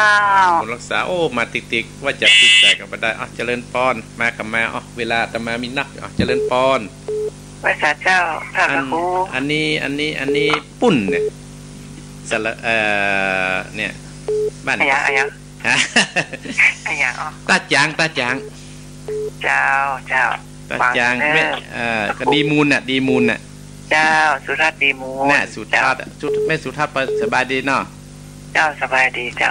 แม่สุทัศน์สบายดีเนาะตลอดเนาะอนุโมทนานะแม่เนอเจ้าจัดดูบุญรักษาเอ้ามาอีกแล้วอีดูเปิ่นเจริญปอนไม่สาท่านพระครูเจดีย์3 ยอดเสียงจำเสียงมันได้เจดีย์3 ยอดฟังอยู่ตลอดนะท่านเนอได้ยินจำอยู่ก็ได้เต้นทำเลยนะปอนเนอบุญรักษาเนอนะท่านเนอยินดีเนอไปสาเจริญปอนมาบุญมาเจริญปอนแต่ไว้สาเจ้าท่านพระครูอันนี้ไม่เหลวเจ้าไม่ฟังตั้งสวดแต่เจ้าไม่เหลวว่าจะได้วันนี้ปนังได้ปวงเปล่าท่านโสมก็แก่ท่านพระครูโสมนอกสมทรงเนี่ยเรื่องไม่เห็นอยู่ต้อยแม่นี่ล่ะน้องแตงวันนี้ไปช่วยฮันล่ะยมไปตายกับปอยเนาะเจ้ายินดีเนอะบอกเขาเปิ้ลเนอะขอบคุณนักที่มาช่วยกันช่วยงานเนอะเจ้าบอกกูมันนั้นก็บอกแม่ก็บอกยินดีเนอะไม่เหลวเนอะเจ้าแต่ละแสนเจ้าท่านพระครูเจริญปอนได้จะปีศาจเจริญปอนวัดเจริญปอนครับนมัสการครับผมนี่เป็นไทยเนี่ยอยู่ที่ไหนจำไม่ได้ครับจำไม่ได้เป็นไทยหลวงพ่อหลวงพี่หลวงลุงฮะวัดพระธาตุดอยสะเก็ดครับหลวงพ่อเนี่ยหลวงพ่อหลวงพ่อหลวงพ่อสบายดีเนาะดอยสะเก็ดครับสบายดีครับหลวงพ่ออย่างก้อนเนี่ยเดี๋ยวถามครูบายองมาเองก็แล้วกันครับเอาว่าหลวงพ่อโดยสะเก็ดเนาะฟังแล้วเป็นจะได้ชัดเจนดีเนาะยินดีหลวงพ่อที่โทรเพื่อกำลังใจผมเนอะอยากรู้ว่าแม่วัวกับแม่เสือนี่ใครเลี้ยงไว้นะครับแม่วัวแม่เสือก็เกิดคนเดียวมันแกจะขอมาเลี้ยงที่วัดดอยสะเก็ดหน่อยครับยินดีเนอะหลวงพ่อเนอะเจริญพรเจริญพรปิดก่อนอาตมามันจะเกินเวลานะจะเดี๋ยวก่อนปิดตรงนี้ไว้ก่อนนะก็ขอสมาอภัยศรัทธาญาติโยมที่โทรเข้ามาเนี่ยอาตมาภาพจะได้ติดนับติดทำเสียก่อนเนาะวันนี้จะเพราะว่าทำมันยาวตั้งหลายวันนี้ก่อนอนุโมทนากับแม่เพนเวียงหนองร่องป้าแก้วแม่ฮาวน้องเบลเจียงใหม่แล้วก็แม่ดายังเนิงแม่โบคามตาจางแม่ดาหนองแย่งเนาะฉลปีมกันป้อน้อยปันฝังแม่สีทรชัยประการแล้วก็ป้อบุญธรรมเนาะจะดี3 ยอดนี่แม่สุกแก้วสีเตี้ยแม่สุทัศน์ดีมูลปุ่นตุงปีแล้วก็อนุโมทนากับศรัทธาญาติโยมหลวงพ่อที่โดยสเก็ตนี่ก็อนุโมทนากับแม่เหลวห่วงเปาที่ได้โทรมาให้กำลังอกกำลังใจเนาะและอนุโมทนากับ โยมแม่นงรักพิทองจาว่าฟังในเฟซเนอร์ฟังในเฟซกับอนุโมทนาสาธุวันนี้เฟซมันก็เป็นอย่างหุ้นสถาญาติโยมนี่มันได้เอาออกหายนี่แต่วิทยุดังเนี่ยแต่มาฝากนะอันนี้เอาออกไปในอนุโมทนาสาธุในอนุโมทนาสาธุเนื้อสถาญาติโยมเนาะเอาละสถาญาติโยมเวลาขนาดนี้ก็ถ้าจะอยู่เวลาสักตีห้าเนาะตีห้าที่พอในนี่นะพ่อในกาวันนี้ตมาภาพคุกคักเหมือนกันนะสถาญาติโยมเดี๋ยวคืนกับลืมพอในนิกาวันนี้นี่ก็อาตมาภาพปิดโทรศัพท์ตัวนี้ก็จะพอตัวนั้นนี่มันพอในกากรมหอนะ ก็แปลว่าประมาณตีห้าเนาะก็ได้ขึ้นเน้นมิกเอานิกามาหึ่งเนาะเอาละสถาญาติโยมกับอาตมาภาพก็จะได้เอาธรรมมาเทศให้สถาญาติโยมได้สดับรับฟังได้สดับรับฟังชื่อว่าธรรมนี้ชื่อว่ามณีจันตะไขแสงปลูกต้นหนึ่งเป็นธรรมจะดกร้านนาเท้าเป็นข้าวม่วนมีคติสอนใจก็โดยมีศรัทธาแม่จันเพนคำโพธาได้ซื้อได้ปุจจามาฮื้ออัตมาภาพอมาเทศอัตมาภาพก็จะเทศฉลองศรัทธาแม่จันเพนโดยมีศรัทธาในเจ้านี้ก็แม่เพนคนสู้ชีวิตตานประเฮือกับป่อแม่ของเปิ้นเป็นเจ้าภาพอยู่บ้านเวียงหนองร่องเนอสถาญาติโยมหรือว่าวัดตาจางหรือมีแม่เพนคนสู้ชีวิตเป็นเจ้าภาพการที่หนึ่งการทดสองกระติดหน้าก็กล้วยว่ากระทำกรรมการที่หนึ่งนี่ก็มณีจันตะไขแสงผูกที่หนึ่งก็มีเจ้าภาพชื่อว่าแม่เพนเวียงหนองร่องคนชู้ชีวิตตานประฮือกับพ่อกับแม่ก็คือพ่อป่านเขาเป็นต้นเป็นประธานด้วยอานิสงส์แห่งการเทศน้ำเทศธรรมนี้ก็ขอให้อัญเชิญเทพบุตรเทวดาจงนำอานิสงส์แห่งการเทศน้ำเทศธรรมของอาตมาภาพนี้ไปให้จิตจะดวงวิญญาณของพ่อของแม่เพนคนสู้ชีวิตให้ได้รับได้กินแล้วเมื่อไปรับได้กินแล้วก็ขออานิสงส์แห่งธรรมชื่อว่ามณีจันตะกุมารไขแสงนี้จงมาเป็นเกาะแก้วไข่คำมาปกหำสัมปสายยังตนตัวของแม่เพนพร้อมด้วยครอบครัวเพื่ออยู่ดีมีสุขคาดแคล้วปลอดภัยเป็นระดับต่อไปเอาละตั้งอกตั้งใจฟังน้ำฟังธรรมณบัดนี้เนิ่นยาวพอสมควรเนิ่นสตาญาติโยมใจเวลา1 ชั่วโมงบัดนี้ได้1 ชั่วโมงแล้วนะกี้ไปนี้เป็นรายการมรดกธรรมต่อไปเลยขอบคุณขึ้นสีขาวทุกขึ้นและขอบคุณสถานีที่ได้ฮับตั้งแต่ตี 4ถึงตี 5เนอะขอบคุณทุกท่านทุกคนโดยต่อไปตั้งอกตั้งใจฟังน้ำฟังธรรมต่อไปเนอะเอาตั้งอกตั้งใจฟังน้ำฟังธรรมต่อไปเอาณบัดนี้นะโมตัสสะภะคะวะโตอะระหะโตสัมมาสัมพุทธัสสะสัตตโวดุราโสตุจันนาสะโพธิสัตว์ตั้งหลายบรรดาปินงสัตตาท่านผู้ฟังตั้งหลายก็ฟังธรรมเทศนาตั้งสถานีวิทยุบัดนี้อัตตมาภาพจากเทศนาธรรมเท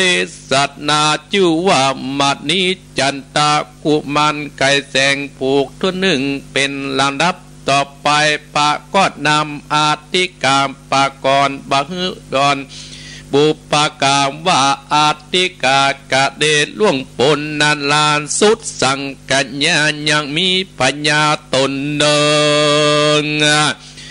นำกล่าวว่าปัญญากะวินปกครองบ้านเมืองแผ่นดินเมืองใหญ่ปัจจาไลปัญญินดีเมืองปาลานาสีแห่งกองมีมาอีสีชื่อว่านางกองแสงเป็นที่แปลงใจชื่นนางนาสน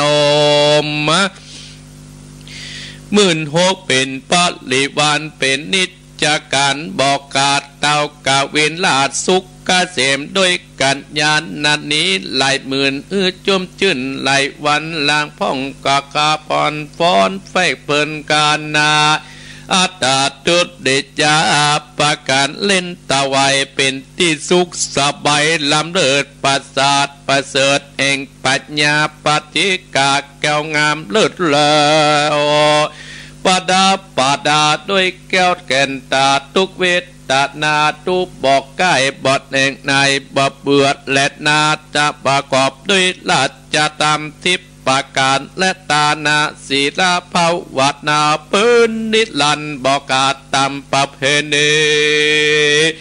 ดาวลาตั้งหลายสืบกันมาแต่ก่อนบ่ฮือบิดย่อนตั้งตานมีเศษนาร่มจันแบดออมอ้อมเป็นพัดดีบานเศษนาอ่านอัดอ่างปืนกำลังจางต่างมีปัญญามักแสนเศษนาตลาดเสริมอำนาจและนาเมืองปาลานนาสีติดนันอันนาเขตนั้นกำหนดประกอบด้วยจำนวนบ้านนอกประจันตาขอกนิคมจุดดันลายแลเขตเมืองแปรไปไกลเป็นที่ละม่วนใจแต่เล่าอุดมมา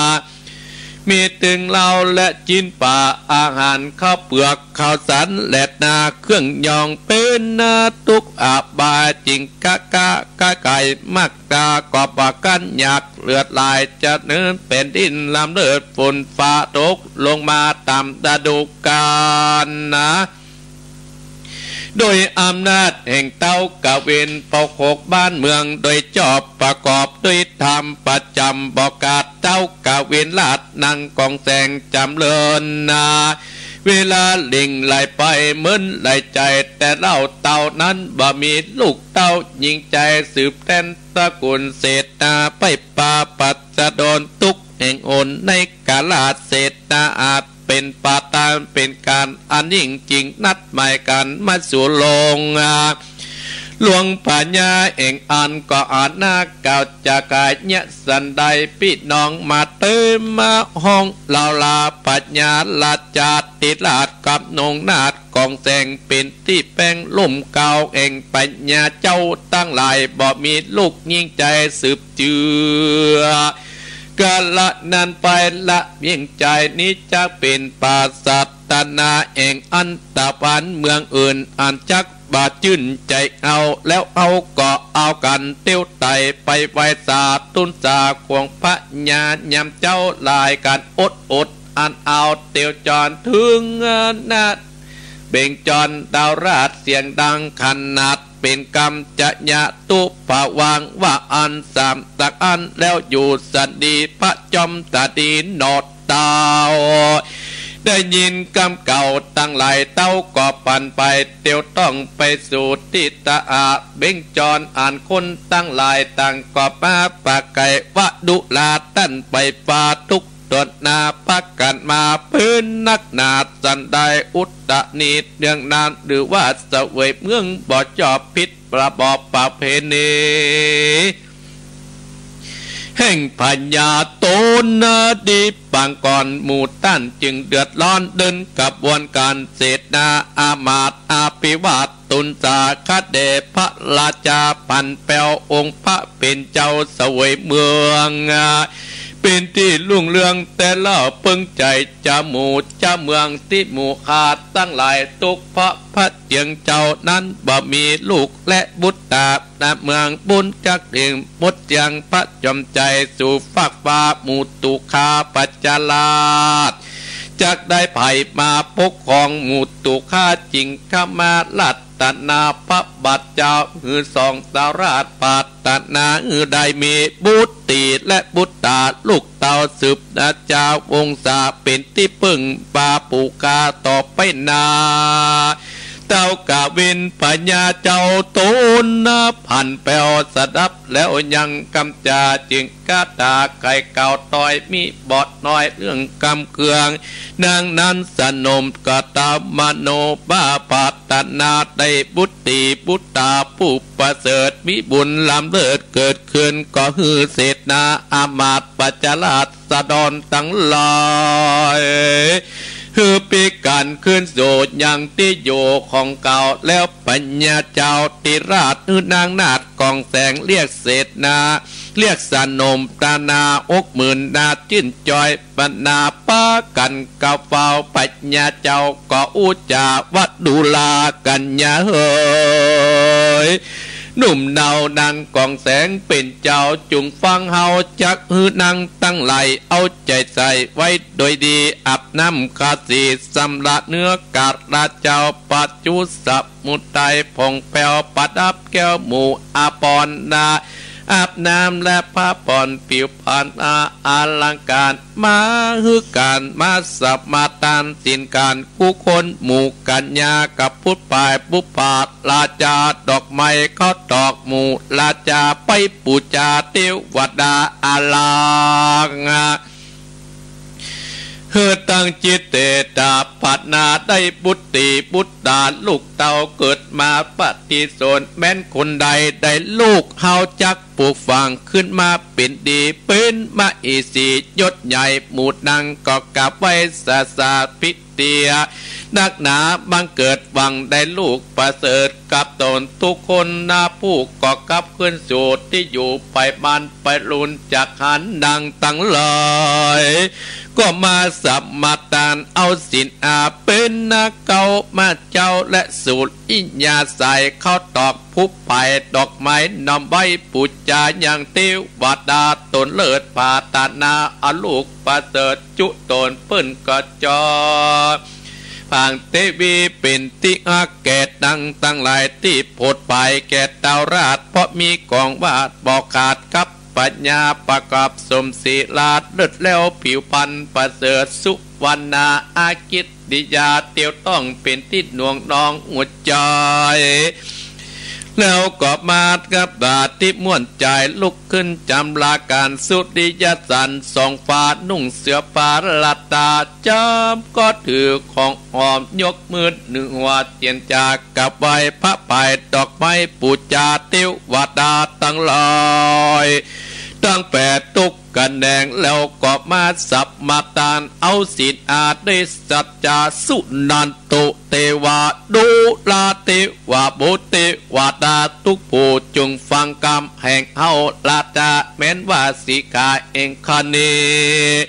บริสุทธิ์ผ่องสีใสขอเทวบุตรเทวดาอยู่ในฝักฟ้าจงมาภายโพดพอดเล็กอ่านลูกใจอันประเสริฐบังเกิดในตองปะนาแห่งกาไปนาปนตาด้วยเตจศิลปองแป้วนางแก้วกองสีแล้วเกิดนุภาพขนาดร้อยอาจนาอย่าอินกลายเป็นก้อนอินอันร้อนอินตาจะฟ้าขุนสวรรค์ทิพเนตรอันลูกนาไปปัตตนาก็หันนั่งกองแสงมีกามากรรมปัตตนากระไดลูกบุตรดาผู้ประเสริฐบังเกิดในตองคุณอินตาเจ้าฟ้าก็ไปแปดนาเล็งอาเทวบุตรตาเทวโรกจากปีประโยคจากสวรรค์นอโพธิสัตว์เจ้าก็มีผิวพันจากเต่าวัดทิ้งศาสตร์จันฟ้าจุแหลงลาตานินปัญญาอินจอมเจียงเจ้าเสด็จไปอาจแล้วก็มีวาจาอารัตนาตนนิมนต์เอาจัดกำเนิดไปในเกิดเมืองคนเกตองสุดต้องนั่งกองแสงอันเป็นเมียเองท่านปิดตลาดบ่ขาดปาตะมิตรในเมืองปาตะนาสีเองนานเมื่อนานโพธิสัตว์เจ้าก็รับนิมนต์อินตาจะฝ่าเทวดาคุณอื่นจะเมืองดินน้ำกำว่าตันตั้งหลายราคามองได้ปางมีทุกไหลบังเกิดดาวผู้เลิศปัญญาอินนอโพธิสัตว์เจ้าลงมาเกิดในเมืองควาเหาะมาลงมานำอารัตนาดงแก้วสองลูกเป็นนาแผ่วพันวันนาเขียวดังเมฆเป็นแก้วพิเศษจากสวรรค์จอมเงินบอกแก้วรัตนาต่างสุตตาวัจจา สาธุดีสาธุดีแต่เราจักอยู่เฝ้าพอดรักษาตั้งแต่ดันมาแต่เก่านั่งก็เฝ้าแต่นอมดีบ่มีลาคาลามากตองมาปัดปองตั้งปัดเปื่อนโจนนะ10 เดือนกุบแล้วประสุดลูกแก้วโอรสเป็นกุบมันงามสะอาดผิวพรรณพิลาศลักษณะดีตาเขียวดังบาดนี้ลูกแก้วมีเลือดแก้วอัดดันตานั่งปัญญาเกิดลูกเต่าได้เดือนหนึ่งเล่าเป็นประมาณส่วนเต่าผู้บานตนป่อเปียติมาเป็นหลายอันเสี่ยงชีวิตกันลูกลาสู่เมืองฟ้าลัดนาสู่เศษหน้าเองเจงเจ้าตุกส่งสาวเวทตัดนาน้องอาการกิ่งไปมาในปราสาทหมื่นอกปานางสนมเจ้าลามวอนคางมีกองนั่นเดินต้องเวทใจโยนเก่าล่ำได้โศกซอยกับเมืองใหญ่ต้วยหมู่เศษดาต่างทุกมาตาตาทุกคนบ่อาจอยู่ได้สักคนปางเมื่อพระจอมมา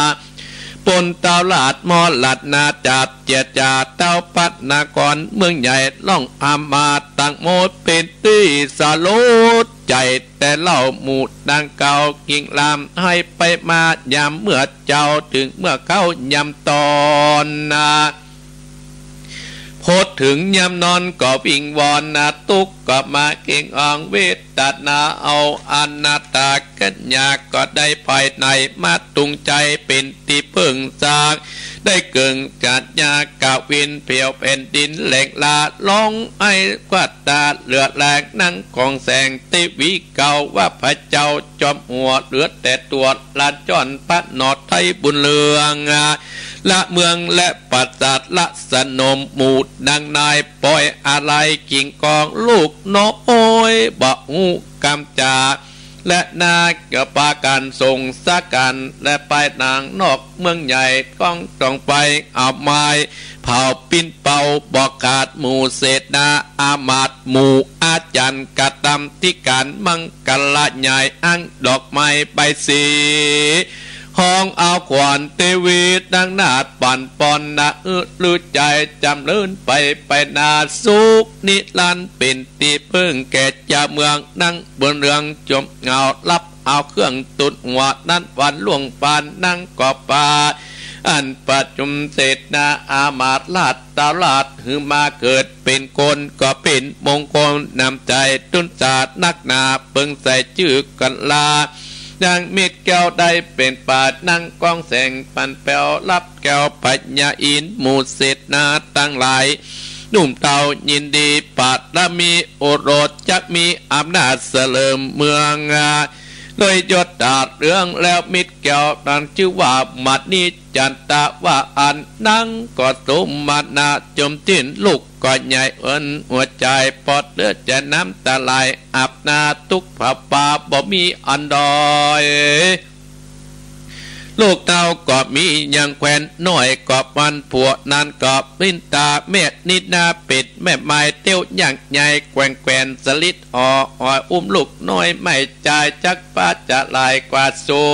กันบ่อู้เขาลุมจางเป็นแม่ไม้ระวังตัวอยากเป็นขี้ปากหมู่คนตั้งหลายเสาะหาดและนากำพาบัดนี้จันตาแม่นิดาหันแต่เจ้าโอดาสุกเศร้าข่มเวทตัดนาส่วนหมู่มัดจาดน้อยใหญ่ก็เข้าไว้มานั่งกองแสงตึงวันเนี่ยเหมือนดังเจ้ากะวินยังอยู่ป้องกันนาเฝ้ากันแม่เจ้าเวทตัดนาปิดเดือนนาเดราดโลกบอกขาดบินวอนนาหมู่มัดนี้จันตะใหญ่ขึ้นมา16 ปีและนาจิ้นจ่อยอายุได้16 ปีแล้วเล่าควรดีมีเป็นเจ้าของปัจจาช่วยกันใจพิจารณานั่งก็ใครจะบอกเล่าและนาตามแม่เจ้าทีวีเจ้าฟ้าบุตตาเป็นชื่อตาเงือหมู่ข้าเจ้าเกิดเป็นลูกเต่าจักปราบเมืองกองปาลาเทวดามอบมือมาเป็นใหญ่เมืองคอนเป็นกุศลแต่เรายกเป็นเจ้าจอมตัดดีมหาเทวีนงนาดฟังกรรมอามาตเจตนากดทบมาตาตาจิ้นยาวลูกเจ้าได้เป็นเสวยเมืองนั่งบนเรืองเจียงเจ้าว่าลูกเต่าก็เป็นพญา ยกลาดบุตรตาเป็นใหญ่ปกของไข่ปลาก็มีสงสัยจัดแต่เล่าเพราะใจบ่มีกูดเตรียมกายกันตั้งหลายก็จงไปสอกันยาฮือเป็นมาเหซื้อกูเฝ้าฮือสู่เจ้าสอมาเม็ดหญิงในเมืองนี้ก็มีนักบาดนี้จันตาปึ้งใจไปปากันเข้ามาในคุ้มเขตเอาควรเนตรเลือกเอาคนใดตามใจแห่งเจ้าหมู่เศรษฐาหนุ่มเตากอดจนกันปิกปอกมาบนอกลาดสว่างบอกเรื่องนั้นหมู่สาวน้อยตั้งหลายลูกเศรษฐีลูกปอกกาลูกเศรษฐาแต่งกายกันแล้วกอดทุกแห่งนางสาวหวังได้เป็นเจ้าเมืองใหญ่นุ่งผ้าไหมสุ่มสีหมายเป็นเทวีอยู่บนปราสาทองคำเศรษฐานำตั้งหลายทุกโหนกว่าแสนคนกับผิวพรเต็มวังหลวงเป็นนาสาวตั้งหลายพั่มพอมแล้วกำลังกองแสงผู้เป็นแม่ก็มาบอกแก่เจ้าบัดนี้จันตะวัดุลาลูกเอ๋ยโอโรโอนะเจ้าจุงไปดูว่าปึกษาเปิงใจไปหมู่เศรษฐาตั้งหลายจึงเจ้าก็บ่เปิงใจไปสักคนบัดที่เป็นสนใจสาวคนใดบ่มีใจเป็นกูดและนาตั้งแต่นั้นมาจุโพธิเอตาเปิดตำราพิจารณาติดต่อยแหมกามาพอกู้ของเจ้ามานิจันตาตักกิจนาอยู่หนตายยิ่งไก่คนดีจึงพบนางผู้ประเสริฐลำเลิศบ่ต้องสงสัยพุทธเดชตาใครบอกมหาสัจเจ้าฟังก็มีปิติจุมจื่นยินดีจากเสวยราชประเสริฐเป็นกู้ร่วมชาติก็มีแม่เจ้าน้องมาขออำลาสามกำแม่บอกตายบ่อาจอนุญาตมัดนี้จันตาก็มาไปปันกากาขอพระนอไตโพธิญาณอ่อนวอนอยู่จะใจคัดแดดไตติไว้หนึ่งหัวอย่ามีความกลัวอันยากเหตุว่าชักผากอำลาเลิศผู้ประเสริฐกู้ปัดละมีขอแม่ปัดนี้อนุญาตฮือขานันได้ก้อยกาดตามใจไฟอ้างแม่จันตายนางกองแสงได้ยินลูกปวดใจแปลงอ่อนนะ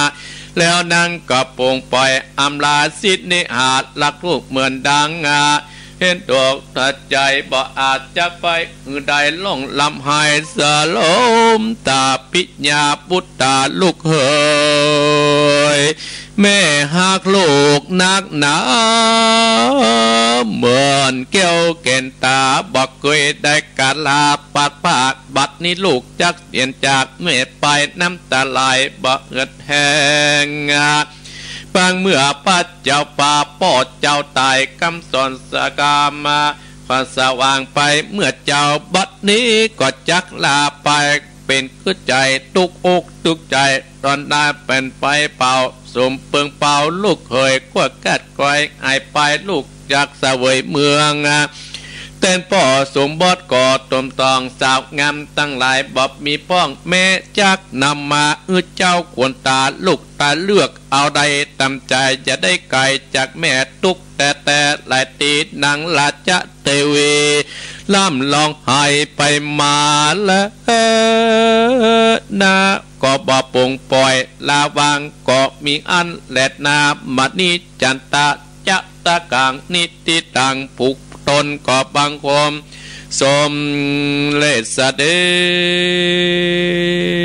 ชเอาละศรัทธาญาติโยมยาวพอสมควรเนอะแต่อาตมาภาพยังพอคัดตัดไปหลายแผ่นศรัทธาญาติโยมเหตุที่ตัดเพราะว่าอ่านแล้วก็เป็นกรรมวิงวอนบดายเนื้อเรื่องมันก็บัดเต้าใดตั้งท่านทั้งหลายอาตมาภาพก็ได้เต็ดนำเต็ดทำชื่อว่ามานีจันตะกุมารไข่แสงผูกตัวหนึ่งใจเวลาจู22 นาทีตามนาฬิกาที่อาตมาภาพได้ถือนี่เสียงอาจจะแหบจะแห้งเสียงอาจจะประไพเราะต่อใด เสียงอาจจะบะเป่งบะป้อยเนาะตั้นทั้งหลายเนาะตื่นได้แล้วเนาะสตาญาติโยมขอบคุณเจ้าของสถานีทุกสถานีโดยสถานีน้ำบ่อหลวงนี่บ้านหงงัว สถานีของไอ้สมบัติรุจิสมบัติหอดูดังสนั่นอาตมาภาพได้ฮับได้ส่งสถานีอันหนึ่งอาจจะเป็นห้วยตองซักแต่ห้วยตองซักนั่นฮับบ่ได้ตะได้สถาญาติโยมแต่ห้วยตองซักนั้นฮับมันเสียงมันสูนกันแต่ของไอ้สมบัตินี่พระเจ้านี่มาพ่องดับพ่องประเดี๋ยวก็ดับไปมณีจันตะไข่มณีจันตะกุมารไข่แสงผูกที่หนึ่งนั่นก็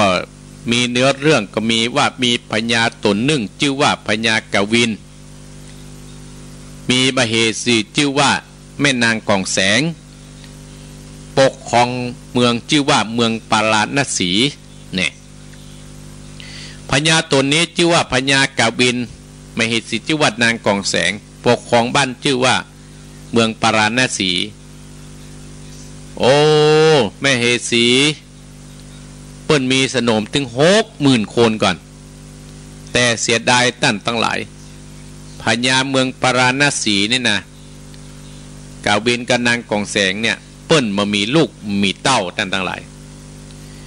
พญากาวินและนางกองแสงเนี่ยก็ทุกข์ใจประการจะเนี้ยจะได้ไปจะเนี้ยจะได้จะไปขอที่ไหนก็บ่ฮู้จนใจตั้นตั้งหลายมีวันหนึ่งตั้นตั้งหลายอีพ่ออีแม่เจ้ามาวันหนึ่งจะเป็นวันไหนยามเขาจะเป็นวันเสาร์วันอาทิตย์วันจันทร์วันการกาโอ้ฟังโทษได้เนอะฟังโทษเด้อฟังโทษเด้อฟังโทษเด้อเนาะฟังโทษเด้ออาจมันจะดับเนอะฟังโทษเด้อเนี่ยอาตมาภาพสรุปเนื้อธรรมหาลืมไปเลยฮะ ก็พญากวินและพญาแม่เหสีชื่อว่านางกองแสงก็ทุกข์ใจเหมือนกันว่าปรึกษากันว่าเราจะเอาภัยมาสืบทอดเจตนารมณ์ปกครองต่อไปก็เป็นทุกใจเป็นการตี้อู้ที่จากของประชาชนทั้งหลายว่าต่อไปพญาเจ้าเมืองเขาเนี่ยมีภัยต่อแล้วเขาจะอย่างใดอยู่มาวันหนึ่งก็มีเสนาอามาตย์ผู้เป็นหัวโจกทั้งหลายพร้อมประชาชนบ้านเมืองทั้งหลายนัดหมายกันนี่นัดหมายกันเขาเดินขบวนนี่อันเข้าตามเหตุการณ์บ้านเมืองละเขาเดินขบวนบ่พอใจหรอโมเสนาอามาตย์ในเมืองปาราณสีป้ากันเดินขบวนตั้งหลายเดินขบวนไปที่เมืองปาราณสีในขณะนั้นตื่นเช้ามาพญากวินได้ยินเสียงคนเดือดกันอัดเอาห้องพญากวินพ้องมเหสีกองแสงพญากวินน่ะก็เปิดประตูกันในธรรมว่าเปิดเบ่งจรเปิดประตูเปิดหน้าต่างพอโมคนทั้งหลายมันมาเดินปัดห้วงอย่างล่ำเหลือเนี่ยก็เลยสร้างเสนาอามาตย์ให้ไปเข้าห้องประชุมเลยมาเจตนามาอู้กันปัดห้วงเรื่องอะไรอย่างพญากวินก็ได้ขึ้นบัลลังก์ว่าต้านทั้งหลายบัดนี้ประชาชนทั้งหลายเนี่ยคนทั้งหลายมันเป็นอย่างไรข้าปกครองบ้านปกครองเมืองมันบ่ดีกะหมู่เสนาอามาตย์คนที่เป็นหัวหน้าบาดใจป้อพญาเจ้าเมืองประเด็นเนี่ยตู่เขาได้ตุกใจตึงบ้านตึงเมืองหูก็พญาเจ้าเมืองมันเรื่องอะไรอย่างประเด็นเนี่ยสมมุติว่าต้านตายไปเนี่ยสวรรคตไปภัยจะมาสืบแตนตระกูลบ้านเมืองเฮาเนี่ยตัวใครเอาภัยมาเป็นพญาเจ้าเมืองเอกอะต้านทั้งหลายอีพ่ออีแม่พี่น้องศรัทธาญาติโยมเป็นตุกเรื่องนี้กายประเป็นอย่างต้านทั้งหลายปิกไปเนอะปิกไปบ้านปิกไปเมืองปิกไปอยู่ที่รับที่นอนนะให้จะจัดการเห็นสักเดือนหนึ่งก็กล้วยมาอู้กันใหม่เอกอะกล้วยมาอู้กันเนี่ยหลังจากหมู่ประชาชนหมู่คนที่มาเดินขบวนกับปิกไปแล้วพญากวินก็ได้ห้องหมู่สนมตั้งหลายในหัวในเมือง60,000 คนนั้นนะพร้อมด้วยมเหสีว่าภัยถ้าทำลูกข้าเนี่ยข้าจะให้เป็นพญาเจ้าเมืองแตนเนี่ยสร้างให้คนทั้งหลายไปถือศีลนุ่งผ้าขาวแล้วกับป้าการตกแต่งคันเขาตอกดอกใบพระขอที่ไหนตั้งหลายไปขอกับป้อพญาอินเนี่ย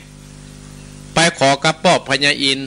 เรื่องนี้ก็เดือดร้อนถึงกับพญาอินที่อยู่บนฟ้าสวงสวรรค์วันนี้ที่นั่งกูอย่ามาฮ้อนเนี่ยที่นั่งกูอย่ามากระด้างอีลำเหลือนะก็ก้อนนวลขนาดวันนี้ก็มาฮ้อนนั่งมานอนก็เลยพอลงมาตั้งเมืองมนุษย์แต่ตั้งหลายพญาอินพอมาตั้งเมืองมนุษย์หันว่านางกองแสงพร้อมด้วยสนมเพิ่นมาขอลูกขอพ่อสืบทอดเมืองปาราณสีก็เลยได้ประขอตนบุญตนหนึ่งเพื่อจะมาเกิด ในท้องของนางกองแสงตั้งหลายโอ้ก็เป็นที่ศักดิ์สิทธิ์แต่เนี่ยก็มีตนบุญมาเกิดในนางกองแสงก็ได้ฝันหันได้อันนั้นฝันหันได้อันนี้ก็เลยหมอดูก็ได้บอกโอ้อันนี้จะได้ลูกแล้วเลยเองก็บอกปัจจัยก็ไม่ยิงได้เองตั้งหลายก็อยู่มาจนครบ10 เดือนนางกองแสงก็ได้เกิดมาตั้งหลายได้เกิดมาโอ้ก็เนี่ยโจกมากับกาบแม่มันนางกองแสงได้เกิดมาได้เกิดเลยลูกปัจจัยตั้งหลายได้ลูกปัจจัยโอ้ลูกปัจจัยได้ใหญ่มัก4 5 6 7 ขวบเนี่ยหมดเนาะพญาเจ้าเมืองกาวินนะก็ได้สวรรคตหรือว่าตายไปตายละลูกตายละลูกและเมียเปิ่นละบ้านละเมืองโอ้เป็นสร้างที่ความตุกอกตุกใจคือกับหมู่คนตั้งหลายให้กระตึงเมื่อวันให้กระตึงเมื่อคืนโอ้เดือดร้อนกันให้ตึงเมื่อวันให้ตึงเมื่อคืนแต่ตั้งหลายก็ป้าการส่งทหารตั้งข้าป้อพญาเจ้าเมืองกาเวียนจนไปสู่ที่เรียบร้อยแล้วบวยเหมือนลิเกท่านทั้งหลาย บวยเหมือนลิเกมันนี่จันตาอายุได้16 ปีละฮะอายุได้16 ปีละคนตั้งหลายก็ยังยกมันนี่จันตะนี่เป็นเจ้าเมืองเลยกะแต่มันนี่จันตะมามีแฟนตั้งหลายหมู่เสนาอามาตย์กับแม่นางกองแสงแม่ของเพื่อนเนี่ยก็จ่ายฮื้อเสนาอามาตย์ไปห้องสาวในเมืองหั่นน่ะลูกปอกกาพ่องลูกเศรษฐีพ่องลูกคนทั่วไปพ่องแต่งตัวงามๆพี่ลี่พ่อล่อเข้าในเมืองฮื้อมันนี่จันตะเลือกเอาเป็นมเหสีมาให้นี่จันตะเลือกพอละมันงามสักคนในเมืองพราณสีตั้งแต่ไหนโตคนตึงเมืองเนี่ยมันนี่จันตะมาเอาไปสักคนแม่ไปก็โอ้มันนี่จันตะเลือกเอาพอคนงามๆไปเลือกไปเตอให้เนี่ยว่าไปซับปะมันนี่จันตะโอ้แม่บะเปิ้งใจไปสักคนเนี่ยก็เป็นที่นางมเหสีมันนี่นางมเหสีนางกองแสงนั่นน่ะแม่ของเปิ้ลน่ะก็เลยไปเรียกหมอดูมาโอ้เปิ้ลว่ากู้ของมณีจันตะอยู่ทางใต้เนี่ยอยู่ทางทิศใต้เมื่อมณีจันตะหูอย่างนั้นแล้วสถาญาติโยมทั้งหลายก็เลยเข้าไปบอกให้แม่เปิ้ลบอกให้ไปตามทั้งหลายเปิ้ลก็เบาโอ้พ่อเองกล้าตายเนี่ยพ่อกล้าตายเนี่ยแต่ลูกจะไปเหมาะมณีจันตะก็ตึงมาฟังอีพ่ออีแม่พี่น้องศรัทธาต้านผู้ฟังทั้งหลายตึ้งมาฟังบ่สนใจก็จะไปติ๊กอ่ะขอเข้าตั้งหลายขอจนแม่เพิ่นให้ลูกเพิ่นก็ให้ไว้บ่ได้นะลูกจะต้องไปนะลูกจะต้องไปให้ได้จะไปเตาะมเหสีเนี่ยอยู่ทางทิศใต้เนี่ยก็ลูกในเมืองนี่มันหมั่งงามกับมาปึ้งใจลูกบ่ปึ้งใจนะเอกพระสปัดบ่ปึ้งใจนะบ่ปึ้งใจว่าสักคนเนี่ยตั้งหลายต้านทั้งหลายอีพ่ออีแม่ศรัทธาต้านผู้ฟังทั้งหลายมณีจันตะบับฟังบอกก็เลยโอ๊ตก็ขอแม่ก็ขออยู่ฮะนะถามเรื่องนี้มณีจันตะไข่แสงพูดที่หนึ่งจบลงเตื้อที่ว่าลูกจะขอไปเสาะมาให้สีตั้งทิศใต้ตามหมอดูเพิ่นได้จีได้บอกสร้างความตุกอกตุกใจให้กับนางกองแสงผู้เป็นแม่อย่างนักหนาปาป้านตั้งตาไหลเพราะว่าฮักลูกกว่าลูกได้รับอันตรายเพราะว่าก็พ่อเพิ่งกับกล้าพึ่งนี้นี่เพิ่งกับพยายามจะไปเซาะไม่ยิงมาหืดแต่มันนี้จะตะมาเอาจะไปตามที่หมอดูเนี่ยทำเรื่องนี้เนี่ยจบตัดที่นี่พ่ออีแม่โอ้จบแต่จบว่าเนาะก็ต้องฟังผูกทุนสองว่ามันนี้จันตะจะได้จากบ้านจากเมืองจะไปเซาะหาแฟนเนี่ยจะไปหาเมียเนี่ยเอามาเป็นมเหสีจะได้หรือเปล่าจะได้ผายอาตมาภาพก็ประสามารถที่จะเตะต่อฮือสถาญาติโยมได้เพราะว่าเจ้าภาพจบตัวนี้คือเจ้าภาพแม่เพนคนสู้ชีวิตบ้านตาจางเป็นเจ้าภาพ1ผูกที่1แต่ผูกที่2ติดหน้าก็จะติดตามมาไปจะเป็นเจ้าภาพก็โทรมาที่มือถืออาตมาภาพได้เนาะอันนี้ทำเรื่องนี้ก็จบตัวนี้ก็ขอจบที่นี่แล้วก็ติดหน้าก็เจิญศรัทธาญาติโยมได้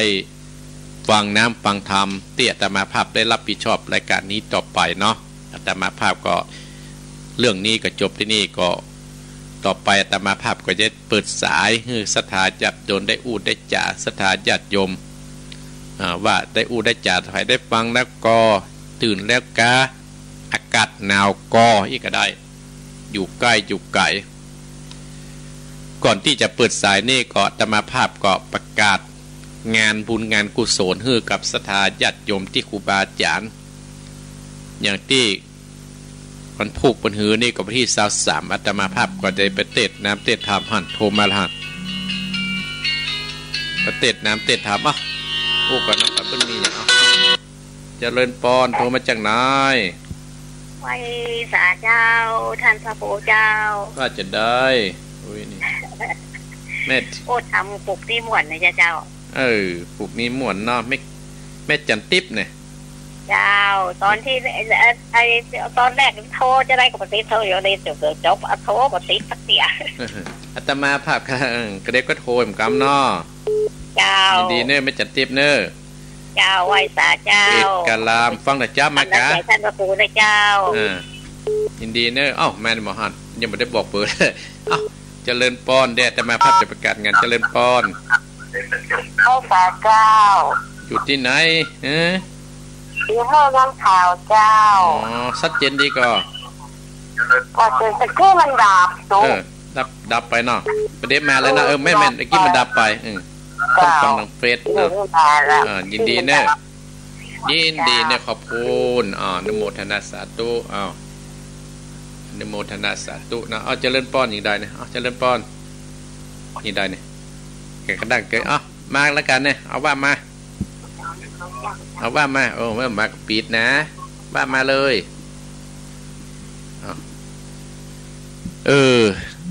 ฮะต้องโทรได้บ่ได้ปิดละเจริญปอนครับกราบไหว้สาครับป่งน้องป้าบุญธรรมครับผมตื่นกี่โมงตื่น4 โมงป่ายเนี่ยครับ4 โมงป่ายเพิ่นถ่ายทอดกี่โมงเพิ่นถ่าย5เมื่อกี้ได้ยินทำอยู่เนาะครับได้ยินทำอยู่ครับวันนี้ปาดังไดวันนี้อยู่บ้านเนี่ยครับวันนี้อยู่บ้านเนาะยินดีนะป้าบุญธรรมเนอะอากาศหนาวรักษาสุขภาพเนอะยินดีวันที่26ศรัทธาทั้งหลายก็เจิญพี่เจิญน้องเจิญบรรดาศรัทธาญาติโยมต้านผู้ฟังเฮาทั้งหลายเนอะไปร่วมในการทำบุญยกยอดสัตว์วัดดอนจันทร์เวียงปะเป้าเวลาเฮาก็ออกจากบ้านจากเมืองเฮาเนี่ยจากเชียงใหม่โดยล่อเฮาจำต้องก็ดีสัก6 โมง 8 โมงก็ตอนอยู่เนาะถ้าห่ำไปเอี่ยวที่ไหนเนี่ยสัก 9 โมงเพื่อจะมีการชมการแสดงของพื้นบ้านล้านนาเฮาตามวัดตามบาถึงปุ่นเตี้ยงปุ่นตะหลายกินข้าวแล้วก็จะชมรายการแห่ยอดชาร์ตที่เป็นแห่อาจจะพอแล้วก็เวลาสักบ่ายโมงก็จะมีการเจริญพระพุทธมนต์ยกยอดชาร์ตขึ้นสู่ยอดศาสตร์ยอดเจดีย์ก็เชิญพี่น้องศรัทธาญาติโยมเฮาออกจากบ้านสัก9 โมงก็ได้8 โมงก็ได้แล้วแต่จะรถตู้กับรถเก๋งก็แล้วแต่ต่างทั้งหลายงานโดยมีท่านพระครูพิวัฒนวิโกมซึ่งเปิ้นได้เป็นประธานหรือเป็นผู้อำนวยการขึ้นสีข่าวของเฮาอาตมาภาพก็จะไปร่วมงานนะศรัทธาญาติโยมเฮาไปทุกการเนาะ อันนี้ก็เจิญศรัทธาญาติโยมเนาะแล้ววันที่23เนี่ยอาตมาภาพประเทศทำวัดดอนจืดนี่เพราะว่าลุงยุทธเนี่ยอาตมาฮักบ่ฮู้จัก ว่าป้าอาตมาแต่ว่าคืนตะวันนี้ไปเจริญพุทธมนต์ให้กับในหลวงที่วัดใหม่พัฒนามาแล้วเน้นเอาจดหมายก้อมเอาว่างพอดีคนขับรถก็ว่างพอดี25นี่ก็เทศบาลตำบลสันติสุขโรงเรียนผู้สูงอายุ30ก็เทศบาลบ้านกาดหรือว่าอบตบ้านกาดผู้สูงอายุเหมือนกันโทรก็โทรในนากะอู้แล้วพูดเกิงพูดกะนี่ก็เจริญปอนไม่ใช่พระอาจารย์เจ้าอยู่ที่ไหนไม่ไรเจ้าไม่ไรว่าจะได้ไม่ไรชัดเจนดีไหมเจ้าหนาวแล้วเนอะหนาวแล้วเนาะเจ้าบ้านเวียงเป้าหนาวแล้วเวียงเป้ากันหนาวแล้วอีกเจ้าหนาวแล้ว อ๋อยินดีแม่เนอโอ้ม่วนกะอากาศมันยังได้แล้วแค่อย่างฮ้อนกะเนาะนึงแค่ร้อนหน่อยจ้ะวันนี้ปาดังได้ได้แหล่งอยู่ด้านเนี่ยจ้ะบุญรักษาแม่เนอเอ้าเจ้ากาแม่จ่าเจ้าพอเจริญพรเอ้าเปิดโอกาสทื่อโทรแล้วได้กี่โมงแล้ว5:37อาตมาจะออก5:50เลยกับโอนรายการเฮือกับท่านพระครูพิวัฒนาภิคมผู้จัดแต่น0บอกกันแล้ว082-8857-225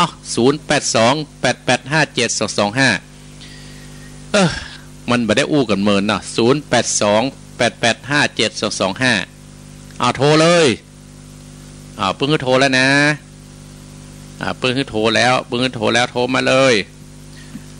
082-8857-225ดักปิ้งฮะ ดักปิ้งฮันดักปิ้งดักจึกกื้อเพิ่งโทรบัดโทรเนี่ยอุ้ยคันนี้ตั้งฝั่งว่าจะได้ตั้งฝั่งมาในเวียงก็ได้สารปีแต่เจ้าก็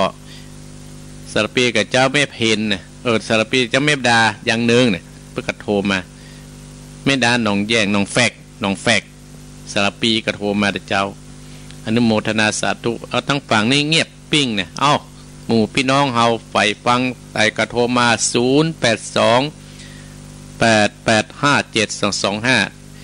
ถ้าบัดโทรมาแต่มาใจธรรมะแล้วนะจะธรรมะต่อนะถ้าใครมาโทรมาอาตมาครับจะธรรมะต่อจะเอานิทานมาเรื่องเล่าฮือสถาได้ไม่จะพูดเกิงนะจะฮือโทรแล้วนะโทรมาเลยถ้าบัดโทรจะธรรมะนิทานเจริญปอนเจริญปอนมาแถมรอบ2น้องแฟกนึงใช่น้องแยงนึงเจ้าน้องแฟกไม่ดาไม่ดาซอสุมาน้องแฟกเนาะน้องแฟกพี่น้องน้องแฟกน้องแฟกนะอากาศเย็นก็น้องพี่น้องน้องแฟกแล้วกำลังหนาวแล้วเนอะเจ้ากำลังหนาวเนาะวันนี้ทำมาอย่างอยู่วันเดียวนี้กำลังนะที่ท่านเทศนี่ไม่งีบไปคำเอาไปกู้นอนนั่นนะประเดี๋ยวนะที่ท่านบอกภาคนี่แม่บอกว่าได้กู้ยินดีเนอะเจ้าปอยแต่เจ้าปอนไม่ได้หาว่างีบประกำเจริญพรโทรมาเลยพายแม่เพนฟังแน่นี่เนอะแม่เพนเจ้าของทำมาแล้วเอามาเตะแล้วนะแม่เจ้าฟังแน่เดี๋ยวเจอที่26ในการทำโดยอนุโมทนาเนอเจ้าท่านไปเนาะไปกะไปไม่เพนไปเนอเจ้าไปกะแล้วผู้ชายป้นหมอรถตู้เหรอเจ้ายินดีนะแม่เนอเจ้าสาธุทำวันดีเจ้าเจริญพรไม่เพนคำพุทธาเปิ้นปิดเจ้าของธรรมเนี่ยมณีจันตะใน13ผูกเจริญพรไม่สาเจ้าไม่ฟังอยู่เนออันนี้ไม่สวรรค์ไม่สวรรค์แม่ก็แม่ลายไม่ลายไม่สวรรค์แม่ฟังแต่เจ้ามันในการไม่ลายเจ้าฟังแต่เจ้ามาเนาะยินดีนะแม่ลายเนอไหว้สาเจ้าเจริญปอนกระโทไหมกะเจริญปอนจ้าไหว้สาเจ้าธรรมครูบ้านจะได้อยู่ไหนมันอยู่ตั้งกัดก้อมเจ้าแม่บุญกัดก้อมเจ้าแม่บุญกัดก้อมเจียงใหม่เจ้าแม่บุญว่าแม่บุญฟังสถานีไหนแม่บุญ104เจ้า104แม่บุญกัดก้อมสบายดีเนาะเจ้าสบายดีเจ้าหนาวก็ในเวียงเบาหนาวเจ้ามันหนาวเนาะเจ้าบุญรักษาไม่บุญเนอไว้สาเจ้าสาธุเจริญพรนี่พี่น้องในเวียงไม่บุญกัดความเจริญพรเจ้าไว้สาเจ้าท่านพระครูอยู่ที่ไหนโทรจากบ้านห้องหรอครูนะเจ้ามันนี่โทรนะเจ้าบ้านห้องจ้าบ้านห้องเลยเกี่ยวว่าบ้านอย่างแม่แต่บ้านห้วยทองเจ้าห้วยโถกเนาะเจ้าบ้านนี้นะเจ้าที่จางอาจารย์เมืองแล้วเดี๋ยวไม่ได้โทรเตื้ออีกแต่เจ้ากระโทรให้กำลังใจกับพังเนอยินดีเนอบ้านเมืองนะเจ้ายินดีแม่เนอ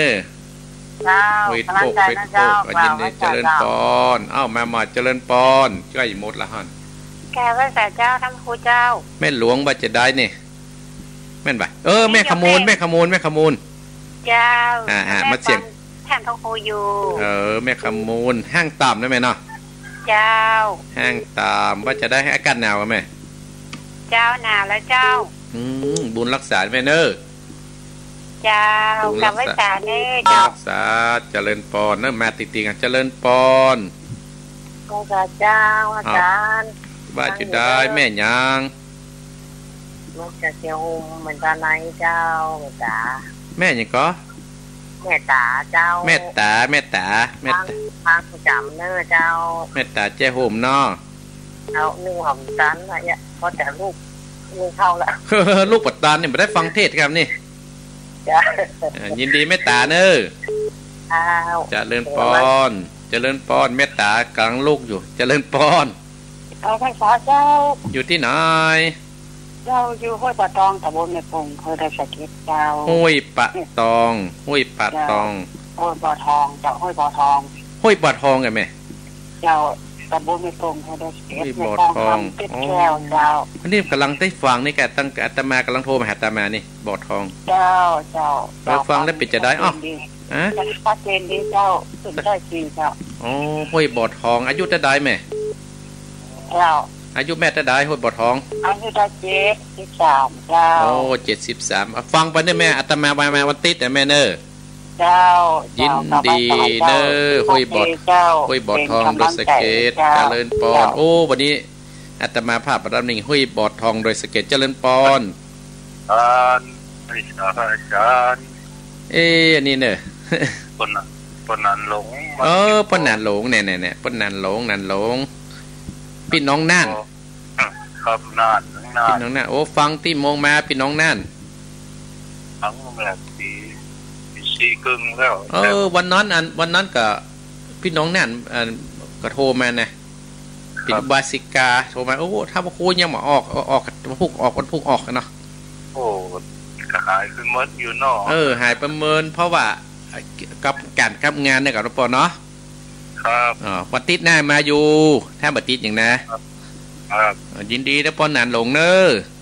ครับสวัสดีครับจะเลินปอนนี่ปอนนานหลงจังหวัดน่านกับห้วยบอดทองโดยสะเก็ดโทรมาสถาญาติโยมเวลาเหลือแฮม5 นาทีแฮม5 นาทีสุดท้ายแฮม5 นาทีก็0828857225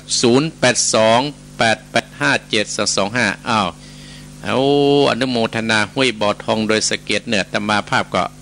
แต่ฮับนี่ครั้งแรกเนาะบ้านหงห้วยทกแม่ขมูลห้างต่ำค่ะในเม็ดดานน้องแฟกแม่เพนคำโพธาเจ้าของธรรมอนุโมทนาไม่บุญกัดก้อมเนี่ยก็ยังติดตามก่อนอาตมาภาพออก96ก็ไปฟังกัน96ประเดี๋ยวสดมาด้วยก็ยินดีเนี่ยโทรเข้ามาค้างแหมกี่นาทีก็พอนี่กันค้างแหม5 นาทีท่านทั้งหลาย5 นาทีนี้โทรท่านทั้งหลาย0828857225เนี่ยจะเลินปอนรักษาเจ้าอยู่ที่ไหนแม่จันเพนเจ้าสารพีเจ้าแม่จันเพนกี้แม่จันเพนยังเนื้อนี่เจ้านี่อันนี้นันทรามนะเจ้านั่นแม่จันเพนนันทรามมันหลายเพนได้หลายเพนจะเมื่อรับมาได้โทรหาแม่สบายดีเนาะนันทรามสารพีเจ้าสบายดีเจ้าเนี่ยกันยังไม่เพนก็ยักผ้ายักหมวกขายของไปค่ะปัดถึงวันเนาะอยู่บ้านเขาเนาะพูดถึงมาฮับกันที่บ้านเขาเจ้าแล้วว่าจะไปแอลอันอย่างก็ที่น้อยเรียกปลาเป้านะกำลังได้ปลาท่านกะกันเขียนป้ายแต่มันไม่หลายเพนน่ะนี่แม่เพนนันตรามนี่แม่เพนหนองแฟกอันนี้แม่เพนยังเนื้อไงแต่ว่าจะพอจะคุ้จักไงเนาะมันไม่ได้นิ่งแค่เสียงนะแม่เนาะเจ้าอัตมาก่อนเนี้ยมันกับตู้เจ้าตุ่นตำเดิมนั่นนะมันเหมือนงามนะเปิดหรอกตัวดำขี้มีนะนี่เมินแล้วมาได้หามาได้ยินวันนี้มาแล้วเนอติดหน้ากับมาแหมเจ้ายินดีแม่เพนนันตรามเนอเจ้าแวนสาเจ้าจะเลินปอนจะเลินปอนไปแหม3 นาทีพ่อบุญมีกันเนี่ยครับ โอ้ไปอย่างนั้นหลายปีเลยพอมีฟังอย่างฟังห้วยตรงซักกันเนี่ยครับก็แปดเหมือนกันท่านก้าวแก่งนะชัดเจนนะปอเนาะก็แปดครับชัดเจนเลยท่านฟังท่านตั้งแต่แบบมันยงยินดีติดตามอันนี้เจ้าเก่าเจ้าเดิมเจ้าเก่าเจ้าเดิมท่านยินดีเนอะเสียงต้องจ่ายท่านเด้อก็ไว้สาขอบคุณพ่อบุญมีเมืองกลางอนุโมทนาสาธุเจริญพรสตาญาติโยมมาอีกให้แฮมขั้นสามนาทีเจริญพรเมืองกลางปลายที่ไหนมาได้ยินแล้วนะว่าอะไรอย่างดังก้อยเอาให้แห้งกันดังนะข่อยนะแม่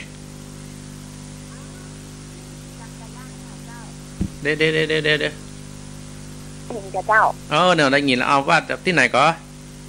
จากลงหล่อพระพุทธคุณจับปลาลาวเจ้าลงหล่อพระจำปลาลาวอยู่ไหนแม่จำปลาลาวจับปลาตองนะเจ้าจำปลาลาวสัมปะตองแม่ว่าจะได้กำลังฟังทำอยู่เจ้าเนาะขึ้นชัดเจนมากเจ้าขึ้นชัดเจนก็คือของน้ำบนหลวงกับแม่เจ้าของลุงสมบัติท่านไหนเนี่ยแม่เคยฟังเมืองละกาก็หาเปิดได้ยินเจ้าเพราะว่ากำลังซื้อวิทยุอยู่อาตมาอยู่วัดหนองเหียงนะตำบลสันติสุขโดยหล่อฮานี่เนอร์จะมาทุกวันติดแม่ติดตามเนอร์เจ้ายินดีเนอร์เจ้าไหว้สาเจ้าเลิญปอนอันนี้ลงหล่อพระจำปาลาวนี่อยู่เลยน้ำบนหลวงเนี่ยเนาะข้าจำประพิษเอาไปข้าได้ เป็นลงหล่อพระเป็นหล่อพระไปเอียพอเนาะขอบคุณเนอลงหล่อพระจำปาลาวที่เปิ้นได้โทรมาเมืองกลางก็ป่อบุญมีแม่เพนลันตารามก็ว่าจะไปก็คงจะปะกันแม่เนาะแม่เพนมีหลายเพนนะเพนตั้งร้อยๆเพื่อก็มีค้างแห่งนาทีเดียวถ้าบัดโทรอาตมาภาพจะเล่านิทานกะจะอำลากะถ้าโทรมาอาตมาภาพก็จะถ้าบัดโทรก็จะปิดโทรศัพท์ละ ปิดโทรศัพท์ดีกว่าเนาะไม่มีใครโทรแล้วก็เนาะถ้าจะโทรก็โทรนะถ้าบัดโทรกันแล้วไปอาตมาภาพก็จะได้ล่ำลาศรัทธาญาติโยมนะตัดสินใจปิดโทรศัพท์ปิดโทรศัพท์ยิงได้เนี่ยโทรศัพท์นี่ปิด5:50แล้วปิดให้กรรมก็ขอบคุณแ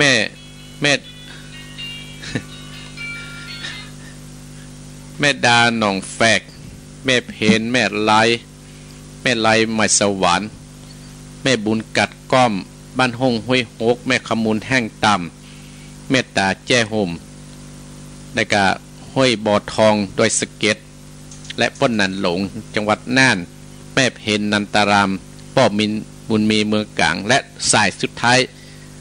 ร้านหล่อพระจำปาลาวเนี่ยสันปะตองท่านทั้งหลายสันปะตองเขตติดต่อแห่งโดงเนาะว่าซื้อวิทยุมาวันนี้ก็มาเปิดปะสาตมาอาตมาภาพจะมาทุกวันติดนะแม่เนอร์ตั้งเวลาตี 4 ถึง 6 โมงเมื่อเช้าตื่นเช้ามานึ่งข้าวเป่าไฟเนี่ยการไปเจ็ดถูบ้านฟังอาตมาภาพเป็นกู้เป็นกิมไปเนาะไปกู้ไปกินฟังจับสาระที่ไหนก็เอาไปใจกับชีวิตประจำวันเอาละอาตมาภาพก็ขอนำรายการจบเพียงแต่นี้เนาะท้ายที่สุดนี้ก็ขออนุโมทนากับท่านผู้ฟังทุกขันทุกคนเนออยู่ดีมีสุขกันกูคู่กูคนขอเจริญกุลของพระพุทธเจ้าพระธรรมเจ้าพระสังฆเจ้าจงมาปกข่มรักษาอย่างท่านผู้ฟังกันกูคู่กูคนที่โทรมากระดีที่ไปโทรมากระดีที่ฟังอาตมาภาพเนออยู่ดีมีสุขกันกูคู่กูคนสมดังคาถาบดีขององค์สรีพระสัมมาสัมพุทธเจ้าได้ตรัสเทศนาว่าอายุวัฏโกธนะวัฏโกสิริวัฏโกยสวัฏโกภระวัฏโกวันนะวัฏโกสุขวัฏโกหุนตุสัพพตาทุกขโรภพยาเวราโสกาสันจุปันทวาอเนกาอันตราจะปิเนสันตุจเตสสาสยสิทธิทนังราพังสุธีพระขยังสุขขังเป็นจโนจะโพกังอุติจยัสวาสตะวันทันจะชีวสิทธิภาวะ